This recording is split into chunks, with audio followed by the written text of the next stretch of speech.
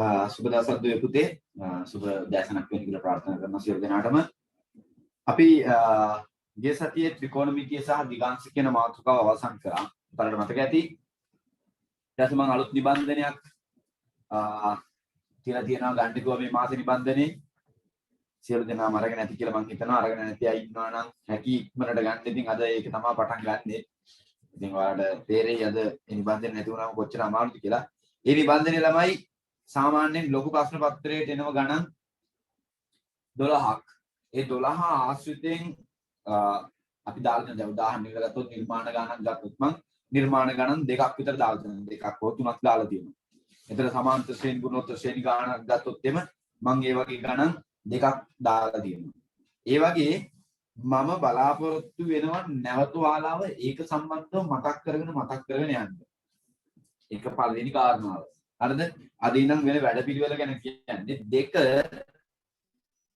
ජාතික ප්‍රමේයන් කියලා පොඩි නිබන්ධනයකුත් දීලා ඇති. ඒක ප්‍රමේයන් 42 සාකච්ඡා කරන එකත් මේ එක්කම වෙනවා. හරිද? ප්‍රමේයන් 42 සාකච්ඡා කරන එක මේ එක්කම වෙනවා. ඒකේ හිස් මේකක් තියෙනවා. ඒක ලියන්න උගල ප්‍රමේයන් කියලා ලියාගෙන යන්න. ප්‍රමේයන් 1 2 3 කියලා මමත් අංක ටික ලියාගෙන ඉන්නම්. ඒකම මගේ අද නම් අදහස පළවෙනි සති දෙක ඇතුළත මේ ජාතික ප්‍රමේයන් ටික ඉවර කරගන්න. ප්‍රමේයන් ටික ඉවර කරගන්න. එතකොට ඊට පස්සේ සති දෙකේදී මේ ටියුට් එකේ තියෙන මේ ගණන් ටික සාකච්ඡා කරන්න තමයි. ඒක අවසානම දවස් ටිකට මේක සාකච්ඡා කරන්න එන්නේ. හැබැයි මෙහෙම දෙයක් තියෙනවා. ඔන්න දැන් මම කියනවා අහගන්න. මේකේ තියෙන හැම ප්‍රශ්නයක්ම ඔයාලට කරන්න පුළුවන් ප්‍රශ්න. මේ නිබන්ධනයේ තියෙන ප්‍රශ්න. ඒක නිසා සියලු දෙනාම කරගෙන ඉන්න. ලබන සතියේ වෙද්දිම කරගෙන ඉන්න. මොකද හේතුව මං ඔයාලා කරාද නැද්ද කියලා අහන්නේ නැහැ. මම කරන්නේ සාකච්ඡා කරන එක විතරයි. හැබැයි ඔයාලගේ යුතුයකම් පළවෙනි සති දෙක ඇතුළත මේ ටික සාකච්ඡා කරන්න සඳහා මේ ටික කරගෙන ඉන්න එක. ඒක තමයි පළවෙනිම දේ. දෙවෙනි එක හොඳට අහගන්න.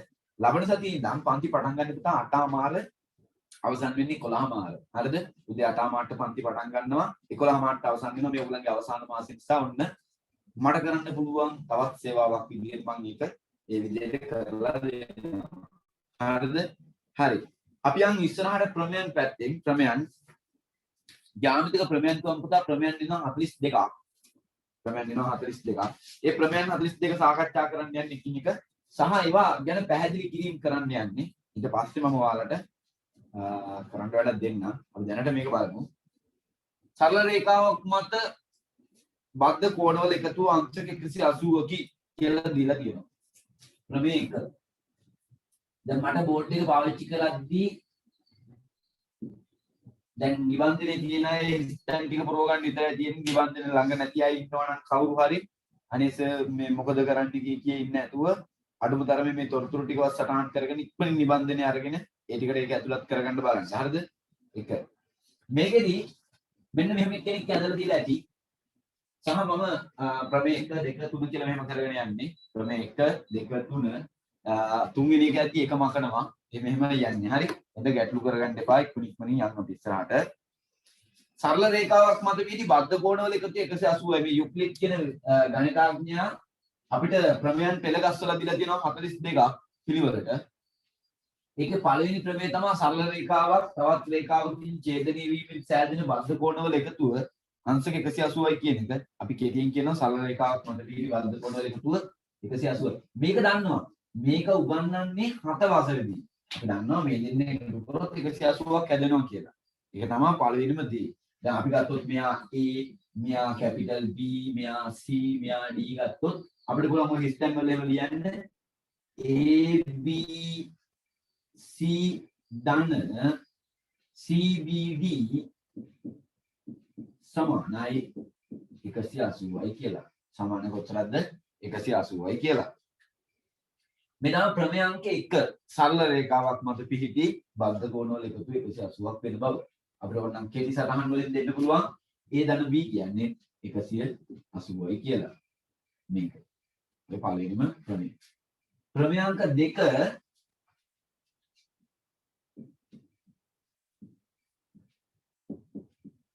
ප්‍රමේය දෙකේදී කියනවා පුතා මෙන්න මෙහෙම එකක්. ඔයගොල්ලන්ට පේනවා දීලා තියෙන කදිරයක් ආකාරයට. ඔන්න ඔය කෙනෙක්ව දීලා තියෙනවා. අපි කියනවා මෙන්න මෙහෙම. සරල රේඛා දෙකක් එකිනෙක ඡේදනය වීමෙන් සෑදෙන ප්‍රතිමුඛ කෝණ සමාන වේ. ප්‍රතිමුඛයි කියන්නේ මෙන්න මෙහෙම දෙන්නේ කැපෙද්දී මේ දැන් අටවසරේ ළමයිට උගන්වන මාතෘකාවක තියෙන එකක් ළමයි මේක. හරිද? මෙන්න මෙහෙම දෙන්නේ කැපෙද්දී උඩ සහ යට කෝණ. ඒ කියන්නේ මේ කෝණෙට මේ කෝණෙ නැත්නම් මේ කෝණෙට මේ කෝණෙ මොනවා වෙනවද කියලා කියන්නේ සමාන වෙනවා කියන්නේ මෙයා A නම් මෙයත් B මෙයා B නම් මෙයත් B එහෙමයි කියලා කියන්නේ. ඒතර අපිට ගන්න පුළුවන් ඉංග්‍රීසි අකුරු ගත්තොත් මම ගන්නවා A මෙතන O මෙතන B මෙතන C මෙතන D කියලා ගත්තොත් මට පෙන්වන්න පුළුවන් කොහොමද AOD කෝණය AOD කියන කෝණය COB ට මොනවා වෙනවද? COB ට සමාන වේ. හේතුව මොකද්ද? ප්‍රතිමුඛ කියලා අපි කියන්නේ භාවිතයේදී. ප්‍රතිමුඛ කියලා කියන්නේ. ඒ වගේම අපිට තව එක්කෙනෙක් ගන්න පුළුවන්. කවුද? එක්ක AOC සමානයි කවුද? DOB කියලා ගන්නත් පුළුවන්. හේතුව එයාලා ප්‍රතිමුඛ අවස්ථාව සපුරාලන බව නිසා. මේ බලන්න ප්‍රතිමුඛ කිව්වා මොකද මම කිව්වේ? කතිරයක් තියෙනවා මෙන්න මෙහෙම උඩ සහ යට. නැත්නම් මේ දෙපැත්ත. මෙන්න මේ කතිරයක් තියෙනවා මේක මේකත් එක්ක හෝ මේක මේකත් එක්ක. අනිවාර්යයෙන්ම සමානයි. ඒක ඔයගොල්ලෝ නිකන් රේඛා දෙකක් ඇඳලා කොණමානෙන් බැලලා බලන්න. ඒ ආවත් ඔයගොල්ලන්ට සමාන වෙනවා. හරිද? ඔය තියෙන්නේ ප්‍රමේයාංක 2 මේ තියෙන්නේ ප්‍රමේය 3.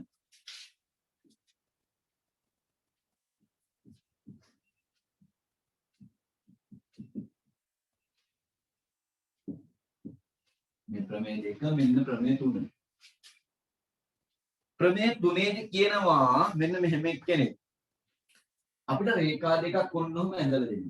ඇඳලා යා මෙහෙම ගහලා දෙනවා. දැන් මගේ ඉදී එහෙම මේ පැත්තට ගහලා දෙන එක මේ පැත්තට ඉරක් එහෙම දුන්නාට ළමයි ඔයගොල්ලෝ වැඩි එහෙම හිතන්න යන්න එපා. කොහොමත් ඒවා රේඛා ඡේදනගෙන හැටි ඈ. දැන් මේකේ කියනවා මෙන්න මෙහෙම. සමාන්තර රේඛා දෙකක් තීරයක් රේඛා. තීරයක් කියන්නේ රේඛා සමාන්තර රේඛා දෙකක් යනකොට මෙහෙම හරහට ගහන එකට කියනවා අපි තීරයක් රේඛාව කියලා. තීරයක් ආකාරයට තීර ආකාරයට ගහන රේඛා කියලා කියනවා. එතකොට තීරයක් රේඛාවකින් ඡේදනය වීමෙන් සෑදෙන අනුරූප කෝණ සමාන වේ. ඒකාන්තර කෝණ සමාන වේ. මිත්‍ර කෝණ යුගලයක ඓක්‍ය 180ක් වේ කියලා කියනවා. අපි හිතමුකෝ මෙයා සිම්පල් A මෙයා සිම්පල් B මෙයා C මෙයා D මෙයා E F G H කියලා දෙනවා කියලා. එක මෙයාගේ ඇතුලේ පිහිටනවා පුතා කෝණ වර්ග 3ක්. අමතරව මේ කෝණ වර්ගයේ පිහිටනවා. ඒක ඉතින් අපිට ගැටලුවක් නැහැ ප්‍රතිමුඛ කිව්වම මෙහෙම ගන්න පුළුවන්. එහෙම ගන්නත් පුළුවන්. ඉතින් අමතරව ප්‍රධාන වශයෙන් බලපාන කෝණ වර්ග 3ක් පිහිටනවා. ඒකට අපි කියනවා එක අනුරූප. මේ අනුරූප අවස්ථාවේදී අනුරූපයි කියන්නේ අපි ගමුකෝ නිවුණු දෙන්නෙක් අරගෙන ඒගොල්ලෝ දෙන්නව එකට තියලා මෙන්න මෙහෙම කතා කරනවා. මම කියනවා අනේ මෙයාගේ නහය අරයාගේ නහය වගේමයි. ඒ කියන්නේ යාගේ අනුරූප දේවල්. ඒතර අපි කියනවා ආයි කියන මෙයාගේ මේ දකුණු කන හරියටම අරයාගේ දකුණු කන වගේමයි බලන්නකෝ ඒක නිකන් ඈ අපි දකුණු කන පොඩ්ඩක් දිගයි කියලා ඉන්න වම් කනට වඩා ඒක දැකලා නිකන් කියන බලන්නකෝ අර ඇද අපිට ඇද පේනෝනේ වැඩිපුර අන්න එහෙම. නැත්නම් අපි හිතමුකෝ ඇහි බබක් ගාව කවුරු හරි කෙනෙක් දැන් ඔය ඉන්න ළමයි පිළ ළමයි එහෙම ඉන්න සමහරක් අය ඉන්න. ඇහි බබ ගාව එහෙම මේ උපන් අර සලකුණක් වගේ එකක් මෙන්න මෙහෙම කැපෙනවා මෙන්න මේ හැරිමයි කැපෙනවා. ඒක තව එක්කෙනෙක් කපනවා. අර අයියා වගේම මෙයාත් කපලා. එහෙම අර අපි අනුරූපාගයන් බලනවා. අනුරූපව බලනවා. එතකොට බලද්දි මේ ඉන්නේ එක චරිතයක් මෙන්න මේ හතර දෙනා මේ ඉන්නේ තව චරිතයක්. ඒතර මේ චරිත දෙක අතර තියෙන සම්බන්ධකම් ගැන කියන්නේ. මෙයාගේ ඒ නම් මෙයාටත් ගැළපෙන කෙනා කවුද කියලා අහනවා. දැන් මෙයාගේ ඒ නම් ඒ ඉන්නේ මේ පැත්තේ උඩ ඉන්නේ. නම් මෙයාගේ මේ පැත්තේ උඩ ඉන්නේ කෙනා ගන්න. අපි කියනවා ඒ සමානයි කවුද? G කියලා. ඔන්න එක්කෙනෙක්. ඒ සමානයි G. තව එක්කෙනෙක් ගන්න පුළුවන් අපිට කවුද? අනුරූප වලට. ඔන්න. එහෙනම් ගන්න පුළුවන් B සමානයි H කියලා. ඊළඟට ගන්න පුළුවන් අපිට කවුද? මෙන්න මේ දෙන්න. යට දෙන්න. මේ පැත්තේ යට දෙන්න. D සමානයි F. ආයෙත් මේ පැත්තේ යට දෙන්න. C සමානයි E. තව ක්‍රමයක් අපි පොඩි කාලේදී කියලා දුන්නා. මෙයා මෙහෙම හැඩයකලු පිහිටන්නේ. මෙයා කොහොම හැඩයකලු පිහිටන්නේ? F හැඩයකලු පිහිටන්නේ. F හැඩයක පිහිටන කියන්නේ බලන්නකෝ මේ.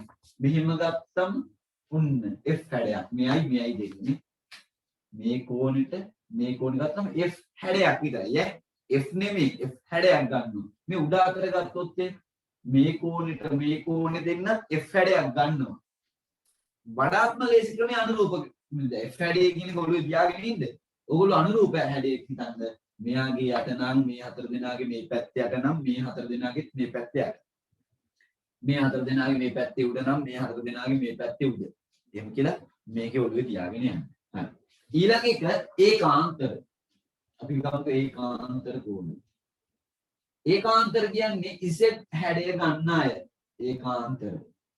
එයාට ගන්නවා මොන හැඩයද? z හැඩය ගන්නවා. ඒකාන්තර කිව්වම උදා කල්පනා කරන්න ඒකාන්තරයේ හැදෙන්නේ z හැඩය නම් අපි මේකේ බලනවා z එකක් මෙහෙම ගියාම ගන්න පුළුවන් z එකක් තියෙනවා. මෙතනින් ආවා මෙහාට ගියා පල්ලෙහාට ගියා මෙහාට ගියා. ඔන්න z එකක් හදාගත්තා මම මෙන්න මෙයාට මෙන්න මෙයා. ඔන්න z එකක්. මෙහෙම. එතකොට මගේ z එකට එන්න ඕනි කවුද? එක්කෙනෙක් කියනවා d අනිත් එක්කෙනා යනවා h කියලා. ඔන්න d ට h සමානයි මෙයාලා. මෙයාට මෙයා සමානයි වගේම තමයි මෙයාගෙත් මෙයාට මෙයා සමානයි. ඒ වගේමයි තව එක්කෙනෙක් අනිත් පැත්තට ගන්න පුළුවන්. මෙන්න මෙයාට මෙන්න මෙයා. නොම තුන් දෙනෙක්ව මම ගත්ත එක්කෙනා. ඇයි? එයා එන්නේ මෙහෙම මේ පැත්තට ගිහිල්ලා. හරිද? එතකොට මෙයාට මෙයා සමාන නිසා අපි කියනවා c සමානයි g කියලා. c සමානයි g කියලා. හරි. ඒ වගේම අවසානයේ අපිට එනවා ළමයි තව එක්කෙනෙක්. එයාට අපි කියනවා මිත්‍ර කෝණ කියලා. එයා වෙනස්ම කෙනෙක්. එයා හැදෙන්නේ c හැඩයට. මම කොටු ආකාරයකට පෙන්නුවට එයා c හැඩයට හැදෙන්නේ. c හැඩයට හැදෙන්න හේතුව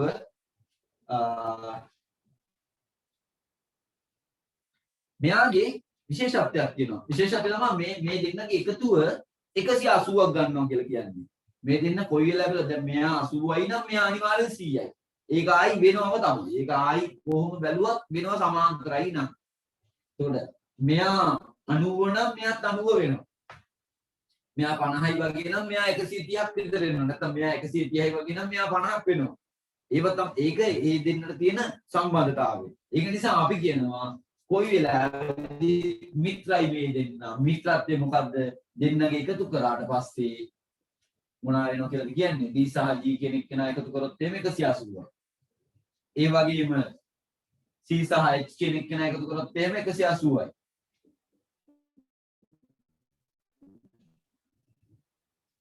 මේ බලන්න මේ දෙන්නත් C හැඩයක් ගන්නවා මේ පැත්තට. මේ දෙන්න C හැඩයක් ගන්නවා මේ පැත්තට. අංක 3 සරහන් ටික ඔයගොල්ලෝ තියෙන මේ ටික අතුලත් කරගන්න ස්ටැන් වලට. මම ආය ප්‍රමේයාංක එක පැත්තට එනවා. අපිට ප්‍රමේයාංක 42ක් සාකච්ඡා කරන්න තියෙනවා පුතේ.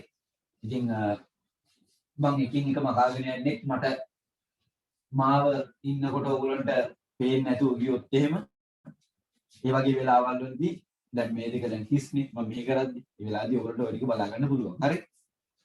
ප්‍රමේයාංක 4 අහ ගැනීම වැදගත් ඈ. ඒක ප්‍රධානම දේ ඈ. ප්‍රමේය 4. ඔන්න ප්‍රමේය 4 දිනනවා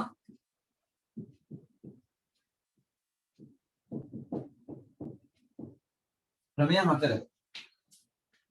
මේකට කියනවා විලෝමය කියලා. මේකට කියනවා අපි විලෝමය. විලෝමය කියලා කියන එකේ තේරුම මෙයාගේ කන පිට පැත්ත ගැන කියනවා කියලා. මේ දැන් අපි ඉස්සලා කරපු එක්කෙනාගේ කන පිට පැත්ත කියනවා. විලෝමයක් කියන්නේ ඒකයි. කියන්නේ ක්‍රමයන් වල විලෝමයක් තියෙනවා කාස්සේ. ඒකෙම අනිත් පැත්තක් දාන්න. සමහරක් වෙලාවට දැන් අපි කියන්නේ කෙනෙක්ගේ ඥාතිත්වය අහනවා දැන් දෙන්නෙක් ඉන්නවා මේ ඔයාගේ කවුද කියලා අහනවා. එතකොට එයා කියනවා මෙහෙම. එයාගෙන් අහනවා මේ ඔයාගේ කවුද කියලා. එතකොට දෙන්නාගේ ඥාතිත්වය දෙන්නට දෙන්න අහනවා වගේ. සමාන්තර රේඛා දෙකක් අතර තියෙන තීරයක් රේඛාවකින් ඡේදනය වෙන එක්කෙනාගේ අනිත් පැත්ත අහනකොට අපිට වෙනවා මෙන්න මෙහෙම කරන්න. මේකේ හැබැයි රූප සටහනේදී අර පරණ රූප සටහනේම මේකට අරගෙන තියෙන්නේ මේ දෙන්නට ඊතල දෙකක් එන්නේ නැහැ. ඊතල නැතුව දෙන අවස්ථාවක තමයි අපි මේ ගැන කතා කරන්නේ. හරිද? ක්‍රමයන්ක 4. ඊතල නැහැ. ඊතල ඇති කරගන්න විදිය ගැන අපි බලන්නේ. සරල රේඛා දෙකක් තීරයක් රේඛාවකින් ඡේදනය වූ විට සෑදෙන අනුරූප කෝණ යුගලය සමාන වේ නම් හෝ ඒකාන්තර කෝණ යුගලය සමාන වේ නම් හෝ මිත්‍ර කෝණ යුගලයක ඓක්‍ය සුජු කෝණ දෙකකට සමාන වේ නම් හෝ සුජු කෝණ දෙකක් කියන්නේ 180ක් කියන එක තමයි 90යි 90යි එම සරල රේඛා දෙක සමාන වේ හා සමාන්තර වේ කියලා කියනවා අපි. හරිද? එම සරල රේඛා දෙක සමාන වේ හා සමාන්තර වේ කියලා කියනවා. හරිද? ඊළඟට මොන හරි අඩුපාඩු තිබ්බොත් ඒවා හදාගන්නත් එක තමයි මම මේ කියන්නේ. එම සරල රේඛා දෙක සමාන වේ හා සමාන්තර වේ. හරි. ඒ කියන කාරණාව පැහැදිලි කරන්නේ නැහැ. මම ලියනවා මෙතන ඉංග්‍රීසි අකුර A B C D. මට ඕනේ මේ AB සහ CD කියන රේඛා සමාන්තර බව ඔප්පු කරන්නයි ඕනේ. මම ගන්නවා අර වගේ ඉංග්‍රීසි අකුරු A B C D E F G H කියලා ගන්න ඕනේ. මම මගේ අදහස කොහොම හරි ගැළපිලා මේව සමාන වෙනවා තමයි ලස්සනට. මෙයාට සමාන වෙනවා ඊට පස්සේ මෙයාට සමාන වෙන ඔක්කොම හැමදේම දැන් සමාන වෙලා තියෙනවා. මෙන්න මේ විදිහේ සපුරාලා තියෙන හැමදේම. මේගොල්ලෝ සමාන වෙලා මේගොල්ලෝගේ 180 හැදිලා මෙයාගේ සෙට් හැඩයට සමාන වෙලා.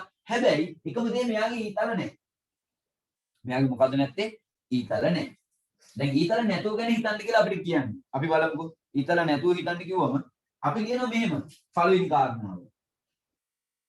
A සමානයි ඊට. මම ගත්තේ මේ මොන හැඩයක්ද? මේකට කියනවා අනුරූප හැඩයක් කියලා. A සමානයි E. අපි කියනවා අනුරූප කෝණ ලකුණ. අනුරූප කෝණ. මෙයා අනුරූප කෝණ හැඩයකට සමාන වෙනකොට අපිට තියෙන්නේ දැන් කියනවා ඒක නිසා මෙයා අනුරූප කෝණයක් වෙච්ච නිසා බැවින් අපි කියනවා එම නිසා කවුද AB කියන කෙනා මෙන්න මෙහෙම දාලා CD වේ කියලා ලියනවා. සමහරක් අය මේ වලට ඊතලක් දානවා. ඇත්තටම ඊතල දාලා ලියන එක තමයි නිවැරදි. ඒ කියන්නේ AB සමාන්තරයි CD කියලා. හරිද? දැන් ඉතින් එක කාලයක වෙද්දි පොඩි දේවල් නැති වෙනවා ළමයි. ඒ හින්දා ඉතින් ඉරි දෙක විතරයි දැන් තියෙන්නේ. AB ඉරි දෙකක් CD කියලා ලිව්වත් පිළිගන්නවා. CD සමාන්තර වේ කියලා. ඊළඟ කාරණාව ඒ හැඩයට විතරක් නෙමෙයි අපිට ඕනනම් ඔප්පු කරන්න පුළුවන්. අපිට අනිත් හැඩයටත් පුළුවන්. මේ එක අවස්ථාවක් විතරයි. අපිට තව අවස්ථාවක පුළුවන් මෙන්න මෙහෙම. මේ මන් ලියන අවස්ථා තුනෙන් එකයි අවශ්‍ය වෙන්නේ. හැබැයි ඉතින් අවස්ථා තුනම කියලා දෙනවා. තව පුළුවන් ඉසෙට් හැඩයට යන්න. මම ගන්නවා මෙන්න මේ කෝණෙට මෙන්න මේ කෝණෙක අරගන්න ඕන ඔහොම. එහෙම ගත්තනම් මට ගන්න පුළුවන් කවුද? D සමානයි F මොකක්ද ඒකට කියන්නේ අපි? ඒකාන්තර හැඩයට සමානයි. ඒකාන්තර කෝණ. එතකොට එම නිසා AB කියන කෙනා සමාන්තර වෙනවා කාටද පුතේ? AB කියන කෙනා සමාන්තර වෙනවා අර වගේම තමයි CD වේ. මේ දෙන්න ඒකාන්තර හැඩයට සමාන වුණා. හරි. එහෙනම් ඉතින් අනිවාර්යෙන් මේ දෙන්න සමාන්තර රේඛා තමයි. ආයෙ දෙකක් නැහැ කියලා එහෙමයි හිතන් තියෙන්නේ. මේ දෙන්න සමානයි ආරි සුවර්. සමාන්තර රේඛාව තමයි. මේ දෙන්න සමානයි. හරි. ගැටලුවක් නැහැ. ඊළඟ අවස්ථාවක් කියනවා එහෙමත් දැරිනම් මෙහෙමත් දැරිනම් අපිට ඔප්පු කරලා පෙන්නන්න කියනවා මේ දෙන්නේ කියාගේ 180ක් හැදෙන්නේ. අපි එනම් කියනවා C ධන F සමාන 180යි. ඒකට මොකක්ද අපි කියන්නේ මිත්‍ර කියලා. මිත්‍ර කෝණ. අරකම ලියනවා ඉතින්. මිත්‍ර කෝණ කියලා දාලා අපි ලියනවා එම නිසා AB සමාන්තරයි CD වේ කියලා අපි අවසන් කරනවා. AB සමාන්තරයි CD වේ කියලා අපි අවසන් කරනවා. ඔන්න ප්‍රමේයාංක 4. ප්‍රමේය 4. අපි නම් ප්‍රමේය 5ට. ප්‍රමේය 5 ඉඳන් එනවා 10 වසර ඉගෙන ගන්න අංග සමකිරීම. ත්‍රිකෝණ අංග සමකිරීම. ත්‍රිකෝණයක් අංග සම කරද්දී යම් කරුණු බලපානවා පුතේ. නිකම් මොකේ අපිට අංග සම කරන්න බෑ. අපි අංග සම කරනකොට අංග සම කරන්න ඕනේ විවිධාකාරී කරුණු තියෙනවා. අංග සම අවස්ථා 4ක් තියෙනවා. ඒ හතරෙන් පළවෙනි එක්කෙනා තමයි පාකෝපා. ප්‍රමේය 5 අපි ආර කියන පුතා පාකෝපා අවස්ථාව පාදය කෝණය පාදය අවස්ථාව කියලා. මේ අවස්ථාව තමයි කරන්නේ. එතකොට විස්තර දීලා තියෙන්නේ. තොරතුරු ටික විතරක් ඇතුළත් කරගෙන යන්න විතරයි තියෙන්නේ. මෙන්න මෙහෙම ත්‍රිකෝණයක් ඇඳලා එක පැත්තකට අනිත් ත්‍රිකෝණය මෙහෙම ඇඳලා මේ පැත්තට කොහොම දීලා ඇති. මෙයාට දාගන්න A B C මෙයාට දාගන්න X y z කියලා දාගත්තා. පා කෝ පා අවස්ථාව කියන්නේ මෙන්න මෙහෙමලු වෙන්න ඕනි. ත්‍රිකෝණයක පාද දෙකක් හා අන්තර්ගත කෝණය වෙන්න ඕනේ. එයාගේ මේ මුල්ලේ පිටින කෝණය වෙන්න ඕනේ කියලා කියන්නේ අන්තර්ගත කෝණය කියන්නේ මේ පාද දෙකට අන්තර් වෙලා තියෙන කෝණය. ඇතුල් වෙලා තියෙන අභ්‍යන්තරයේ තියෙන කෝණය. ඒතර ඒ කෝණය වෙන්න ඕනේ. එහෙනම් මම කියනවා මේ පාදේ සමාන වෙනවා යම් කරුණු මත අපි නිකන් දෙනවා.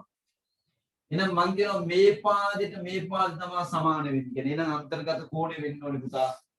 මෙන්න මේ කියන කෝණය. ඇයි? ඒ දෙන්නගේ ඇතුලේ තියෙන කෝණය. මේ පාද දෙකත් එක්ක සම්බන්ධ වෙලා තියෙන කෝණය ඔන්න ඔක. ඔය ටික තමයි ඔන්න පළවෙනි තොරතුරු ටික. මේ තොරතුරු ටික මමයි ඇතුළත් කරේ. ඒක ඔයගොල්ලන්ට තියෙන්නේ එහෙමම බලන්න ඇතුළත් කරන එක විතරයි. දැන් මම එනවා අංග සම කරන්න. අංග සම කරද්දී ත්‍රිකෝණ දෙකේ මුලින්ම කියන නම් දෙක. එකක කියනවා මේ පැත්තේ ABC ත්‍රිකෝණය හා මේක XYZ ත්‍රිකෝණ වල අපි කියනවා වල වලින් ඉවරයි. පළවෙනි කාරණාව ඉවරයි. මේක ලියන ලකුණු හම්බෙන්නේ නැහැ. හරිද? ඒක කාටත් ලියන්න පුළුවන්. හරි. දැන් අංග සමවන අවස්ථා ලියනවා. ඔන්න අවස්ථාව. අංග සමවෙච්ච අවස්ථාවක් නිකන් කියන්න බෑ. මේ ප්‍රමේයන් වල තියෙන්නේ හේතු සහිතව කියන්න ඕනේ. නිකම්ම මේ ඇවිල්ලා ඔය කියන්නේ ඉස්කෝලේට ගිහින් ඔන්න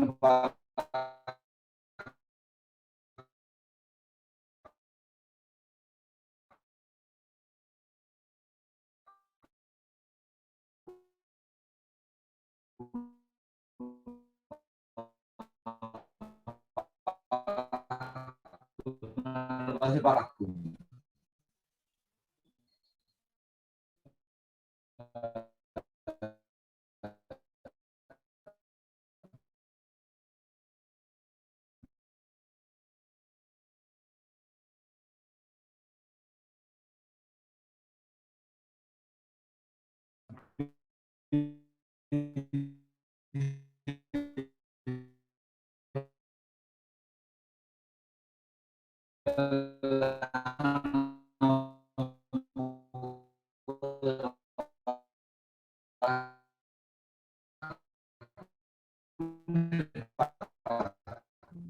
එහෙම කියන්න බෑ. පිළිසි බලනවා.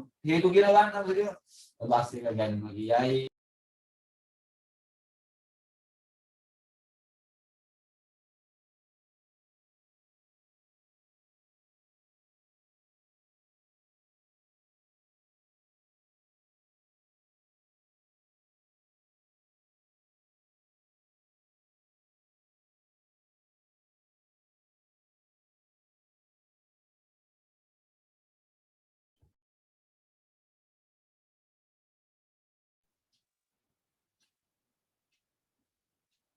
හරි. ඔන්න ආයි මුල එතන ඉඳන් AB කියන පාදෙට XY කියන පාදේ සමානයි. අපි යාට කියනවා දත්තය දීලා තිබ්බා. දත්තය සමහරක් අය ලියනවා දී ඇත කියලා. එක එක ඉස්කෝලවල වල හරි එක එක ගුරුවරු අතර හරි එයාලගේ තියෙන භාෂා සංකල්පය අනුව තමයි දත්තය සහ දී ඇත කියන එක ලියවෙන්නේ.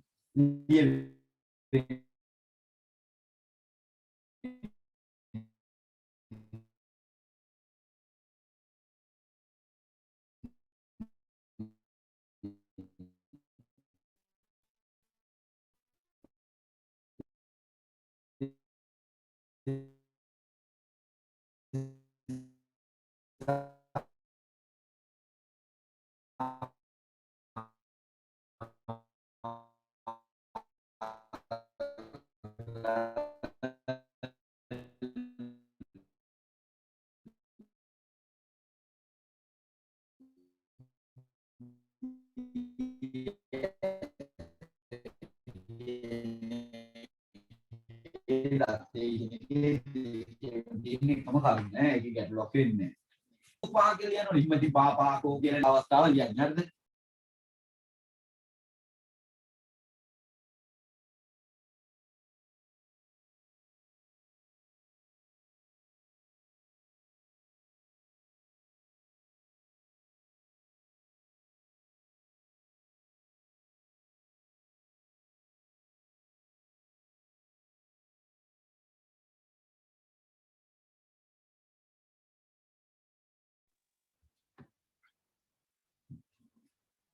මේකෙදි ඔන්න මුලින්ම මම කියනවා බලා ගන්න අය මුල් කාරණා ටිකම එකින් එක ABC ත්‍රිකෝණය හා XYZ ත්‍රිකෝණවල මොන ත්‍රිකෝණ දෙක AB සමානයි XY දත්තය BAC සමානයි YXZ දත්තය ඊළඟට AC සමානයි XZ යන් කියන අපි මොකද්ද දත්තය කියලා. හරිද? අවසානයේ එම නිසා ABC ත්‍රිකෝණය අංග සමයි. ඉරි කැලි 3යි XYZ ත්‍රිකෝණය මට යටින් ලියා ගන්න ඉස්සරහින් ලියන්න අවස්ථාවක් නැති නිසා පා කෝ පා අවස්ථාව කියලා. පාකෝපා අවස්ථාව කියලා. මේ පාකෝපා අවස්ථාවට තමයි මෙයාව ගැලපිලා මේ විදිහට එන්නේ. හරිද? ඊළඟ කාරණාවට යනවා. ප්‍රමේයාංක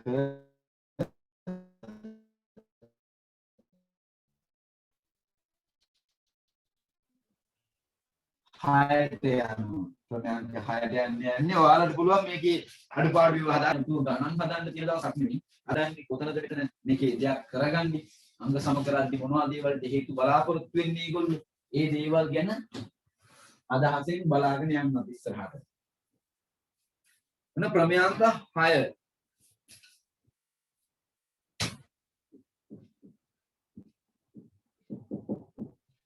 ප්‍රමේයාංක 6 එයාගේ තර වගේම රූප ගණනක් අපිට දීලා තියෙනවා. එහෙනම් හරිය ලේසි.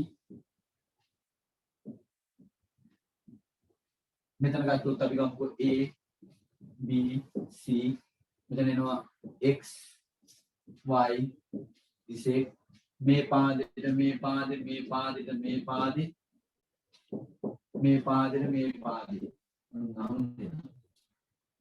මොකක්ද ගුලදී අර වගේම තමයි පා අවස්ථාව. මෙයා මොන අවස්ථාවද? පා අවස්ථාව. පාදය අවස්ථාව. මෙයාගේ භාවිතා කරන ජලවිද්‍යාව තියෙනවා ABC ත්‍රිකෝණය හා XYZ ත්‍රිකෝණ වල කියලා ලියනවා. ලියුවා. ගැටලුවක් නෑ. දැන් තියෙන්නේ මේගොල්ලන්ගේ හැම එක්කෙනාගේම පාද තුනම සමානයිද? එහෙම අවස්ථාවක් නෑ. කියන්නේ අර යාගේ පාදෙට මෙයාගේ පාදේ, එයාගේ අනිත් පාදෙට මෙයාගේ අනිත් පාදේ. එහෙම කිය එක්කෙනාට එක්කෙනාගේ තියෙන පාද ටික සමාන කරලා පෙන්නන්න කියලා කියන්නේ. මේකෙදිත් මම ඉරි ගහලා තියෙන නිසා ඒවලට කියන අපි දත්ත කියලා. දීලා තියෙනවා කියලා. සමහරක් වෙලාවට අපි හොයා ගන්න ඕනේ මේ දෙන්න සමාන වෙන්න හේතු උනායි. සමහර වෙලාවට මේ අංග සමවලදීම පොදු පාද, පොදු කෝණ අවස්ථා එහෙම එනවා. මේකෙදි AB කියන එක්කෙනා සමාන වෙනවා මේ පැත්තෙන් කවුද පුතේ XY ට. ඔයාලට පේනවද තව කාරණාවක්? දැන් මේක දිහා බලන්න. මං X ගේ ඔක්කොම ලිව්වේ මේ පැත්තේ. ABC ගේ ඔක්කොම ලිව්වේ මේ පැත්තේ. සමහරක් අය ABC වලින් පටන් ගන්න XY වලින් මේවා මාරු වෙනවා. එහෙට යනවා. Tamanට ඕන විදිහට මේ බැලුවම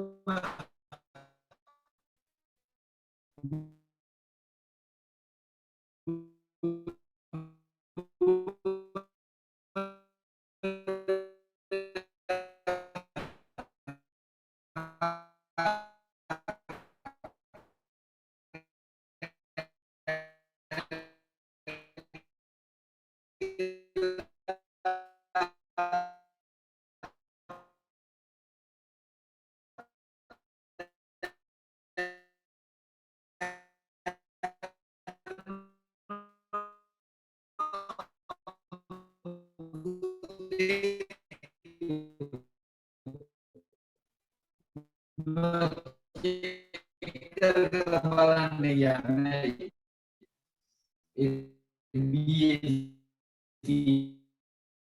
එක මේ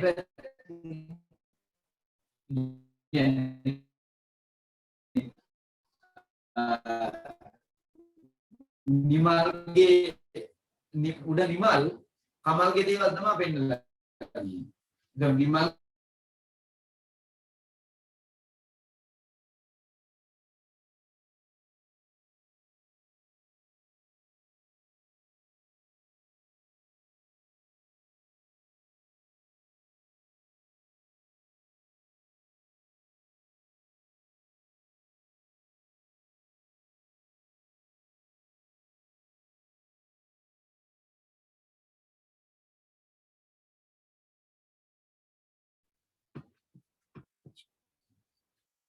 හරි.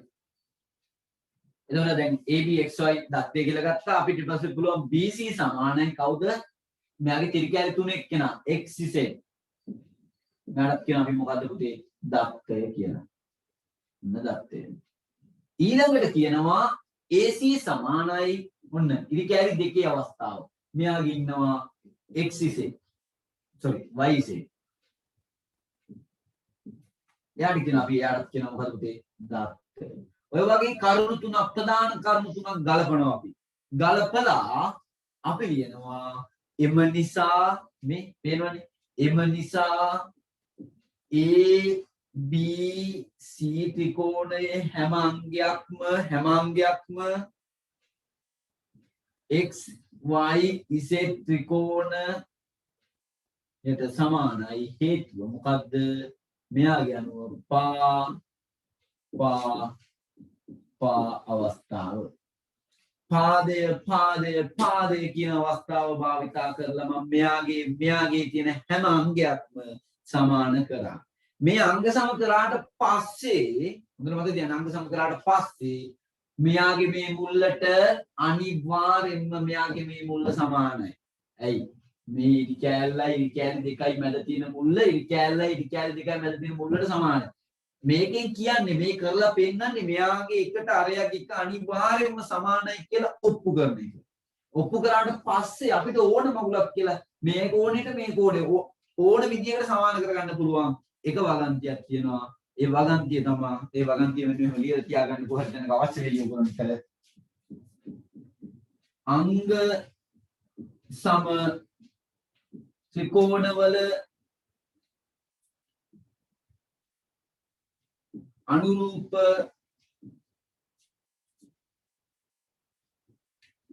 අංගද සමාන වේ කියලා දාන්න විතරයි තියෙන්නේ.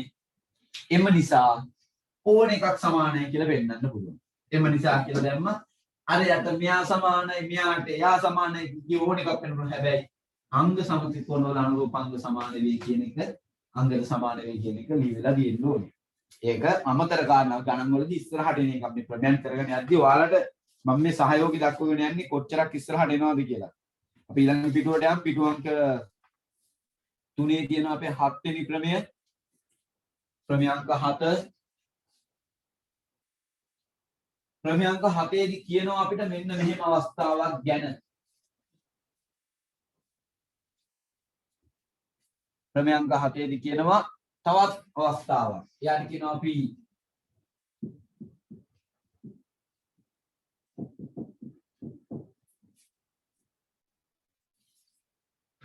කොකෝපා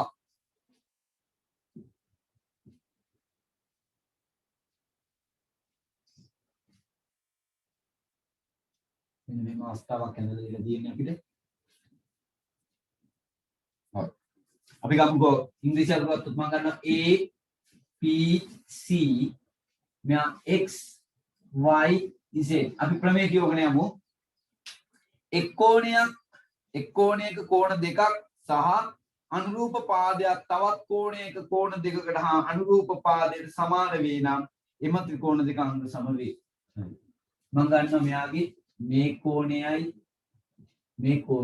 මේ පාදයයි කියලා ගන්නවා. එහෙනම් මම මෙයාගෙත් ගන්නවා මේ කෝණයයි මේ පාදයයි කියලා.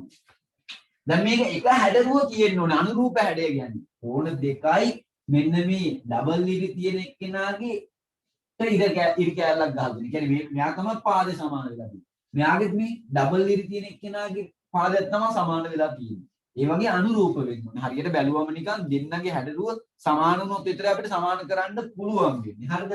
අපි යනවා නැතුව මේ අපිට අසමාන දෙන්නෙක්ව සමාන කරන්න බෑ අංග සමවලදී. එතකොට දැන් ABC කියන ත්‍රිකෝණය අර වගේම තමයි පළවෙනි කාරණා එහෙමමයි ABC ත්‍රිකෝණය හා XYZ ත්‍රිකෝණවල කියලා කියනවා. ඊළඟට මොකද්ද කරන්නේ? ABට සමාන කරනවා කාවද? එහෙම එකක් පුළුවන්ද? බෑ. මේකේ තියෙන්නේ පාදයකුයි කෝණ දෙකකුයි. කෝපා කිව්වම කෝණයයි පාදයයි. එහෙමයි එන්නේ. අපි කෝණ දෙකක් සමාන කරලා ඉමු. තනි කෝණේ ගන්නවා මෙන්න මෙයා. ABC කියන කෝණය සමාන වෙනවා පුතේ x y z කියන කෝණයට බලන්න ABC මෙයා x y z කියන්නේ මෙයා. ඒතර මේ දෙන්න ගත්තම මේගොල්ලන්ගේ මොකද්ද වෙන්නේ? කෝණ දෙක සමානයි. එයාට හේතුවක් කියනවා අපි කවුද? දත්තය. ඊළඟට ඉරි කැලි දෙකේ කෝණය BAC කියන එක නා BAC. එයා සමානයි කාටද? මෙන්න මෙයාට x z y ට. යාට අපි යාට කියන කවුද පුතේ? දත්තය කියලා. දත්තය. ඊළඟට ගන්න පුළුවන් අපිට දැන් කෝණ දෙකක් ආවා. කෝකෝපා අවස්ථාව නම් අපිට එනවා කවුද තව භාවිතා කරන්න? පාදයක්. ඒ පාදයට ගන්න පුළුවන් මෙයාගේ නම් AC මෙයාගේ නම් XZ. අපි යාට කියනවා දත්තය. දැන් සර් දත්තය කියන්නේ දීලා තියෙන තොරතුරු ඇතුළත් කර ගැනීම නිසා. හැබැයි මේක දත්තෙම දෙන්නේ හැමතිස්සෙම නෑ. සමහර වෙලාවට අපිට හොයාගන්න කරුණුත් තියෙනවා. ඔය ආරයන් කියයි, පොදු පාද කියයි. එහෙම අපි හිතලා ගන්න ඕනේවත් තියෙනවා.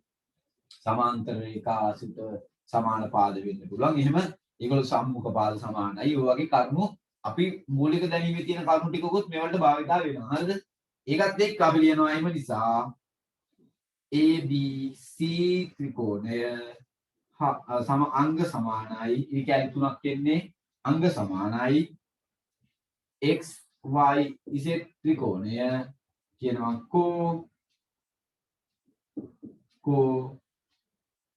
පා කියලා.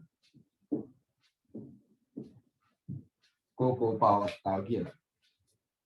අපිට කරන්න පුළුවන් ලේසිම ආකාරය ක්‍රමය තමයි කර්ණපා.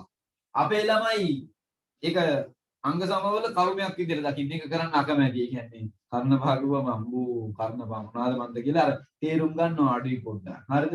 ඒ නිසා කර්ණපා අවස්ථාව ළමයි බොහෝ දුරට ලේසිම අවස්ථාවක්. කර්ණපා අවස්ථාවක් සහභාගී වෙනකොට කර්ණපා අවස්ථාවක් කරනකොට අපිට සුජුකෝණී ත්‍රිකෝණයක් තිබීම අනිවාර්ය වෙනවා. සුජුකෝණී ත්‍රිකෝණයක් කියන එක අනිවාර්ය වෙනවා. හරිද? එකක් නෙමෙයි සුජුකෝණී ත්‍රිකෝණ දෙකක් ආශ්‍රයෙන් තියෙන්න ඕනේ. මේ කර්ණපා කියන අවස්ථාව භාවිතා වෙන්නේ මෙන්න මෙහෙම. 8 මෙයාලා ඇදලා දීලා තියෙන විදිහට මාත් ඇඳ ගන්නම්. මෙහෙම එක්කෙනෙක්ව දීලා තියෙනවා. ඒ වගේම ආයේ මෙහෙම එක්කෙනෙක් ඇඳලා දීලා තියෙනවා.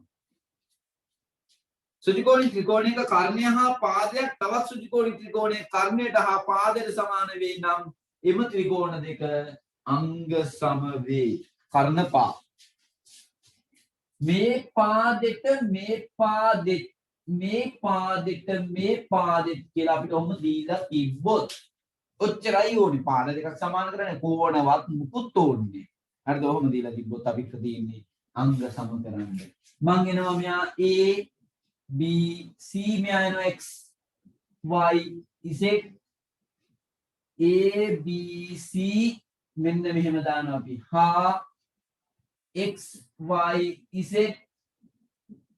වල එහෙම කෙලින් දාලා මෙන්න මෙතන සුජුකෝණයක් පෙන්නුවත් කමන්නේ. සුජුකෝණී ත්‍රිකෝණ වල යා සුජුකෝණී ත්‍රිකෝණ නිකම්ම ත්‍රිකෝණ නෙමෙයි සුජුකෝණී ත්‍රිකෝණ වල පාද දැන් උන්න සමාන කරන්න යන්නේ AC යනු කර්ණයයි.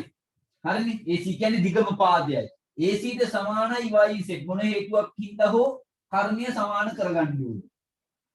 බක්කෝ හේතුවක් භාවිතා කරලා ඔයගොල්ලෝ කර්ණය සමාන කරගන්න ඕනේ. ඒක තමයි පළවෙනි දේ. හරි. දත්තය. දීලා තියෙනවනේ ඒකට දැන්. දත්තය. ඊළඟට තව එක්කෙනෙක් ඕනේ. BC සමානයි XZ. එයාට කියන දත්තය දීලා තියෙනවා. එම නිසා ABC කියන ත්‍රිකෝණය සුජුකෝණී ත්‍රිකෝණය අංග සමයි X Y Z කියන සුජුකෝණී ත්‍රිකෝණයට මොන අවස්ථාවටද? කර්ණපා කියන අවස්ථාවට. කර්ණයයි තවත් පාදයකුයි කියන අවස්ථාවට. කර්ණයට පාදේ කියන අවස්ථාවට සමාන වෙනවා. ඕක තමයි මේ 10 වසර අංග සම කිය අපිට හදපු ගණන්. අංග සම කරනවා මේ අංග සම කරන්නේ මෙහෙමයි කිය හදපු ගණන් මෙව්වා දැනීම තියෙන්න ඕනේ. ඒ දැනීමත් එක්ක තමයි යන්නේ. හරිද?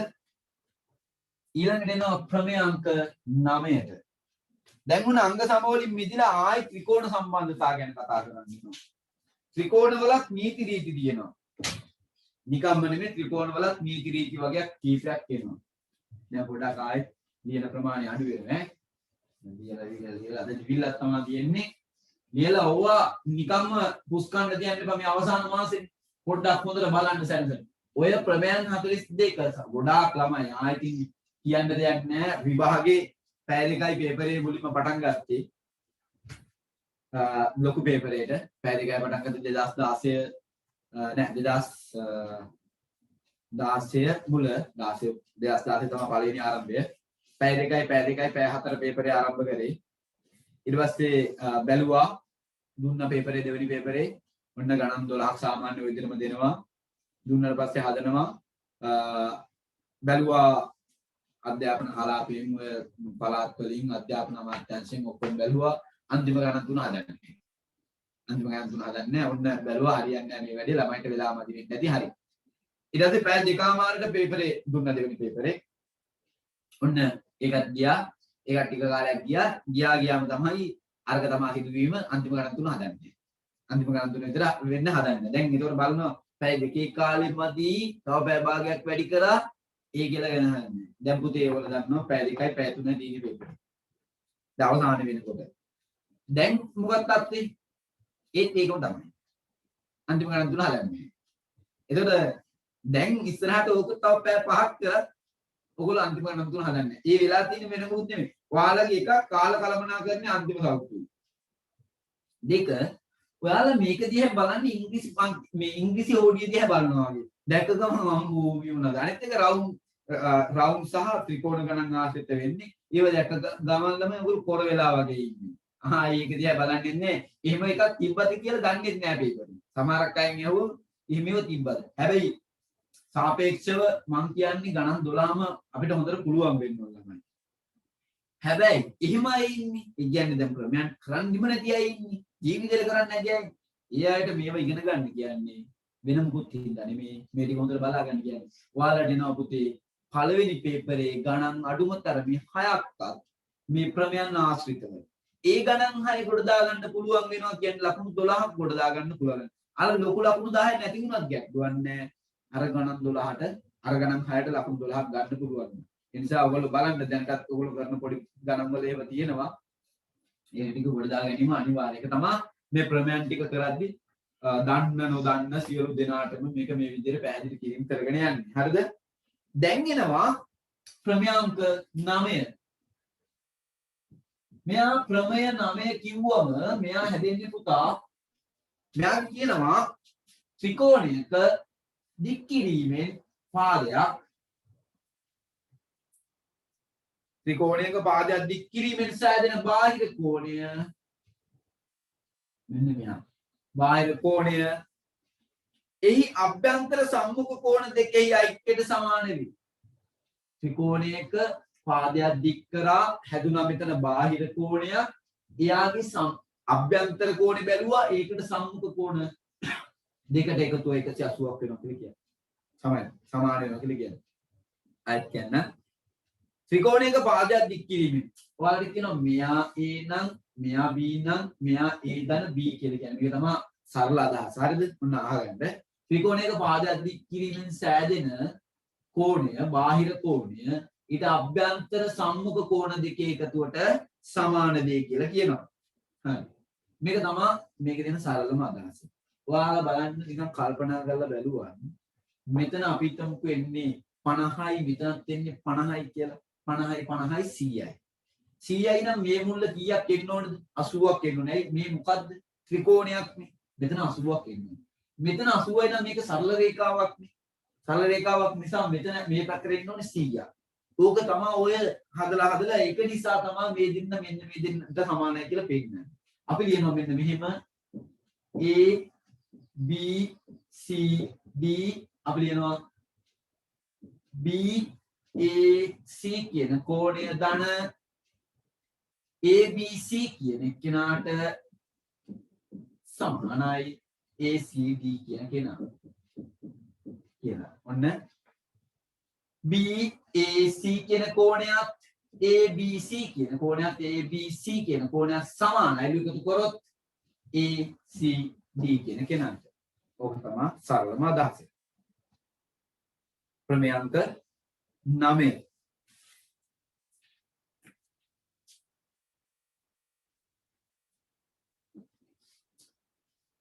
අපි නම් ප්‍රමේය අංක 10. ප්‍රමේය අංක 10. ප්‍රමේය අංක 10 දී කියනවා මෙන්න මෙහෙම කතාවක්. ඔන්න ඔයාලා දන්නේ නැති කෙනෙක්ව දෙන්න ඉතින් මම කියන්න ඕනද මන්ද කමන්නේ කියන්නම්. දන්නේ නැති හින්දා ත්‍රිකෝණයක අභ්‍යන්තර කෝණවල එකතු 180යි. මෙයා A නම් මෙයා B නම් මෙයා C නම් මෙයා කැපිටල් අපි ගමුකෝ D E F කියලා. එහෙම ගත්තොත් අපිට පුළුවන් A ධන B ධන C සමානයි 180යි.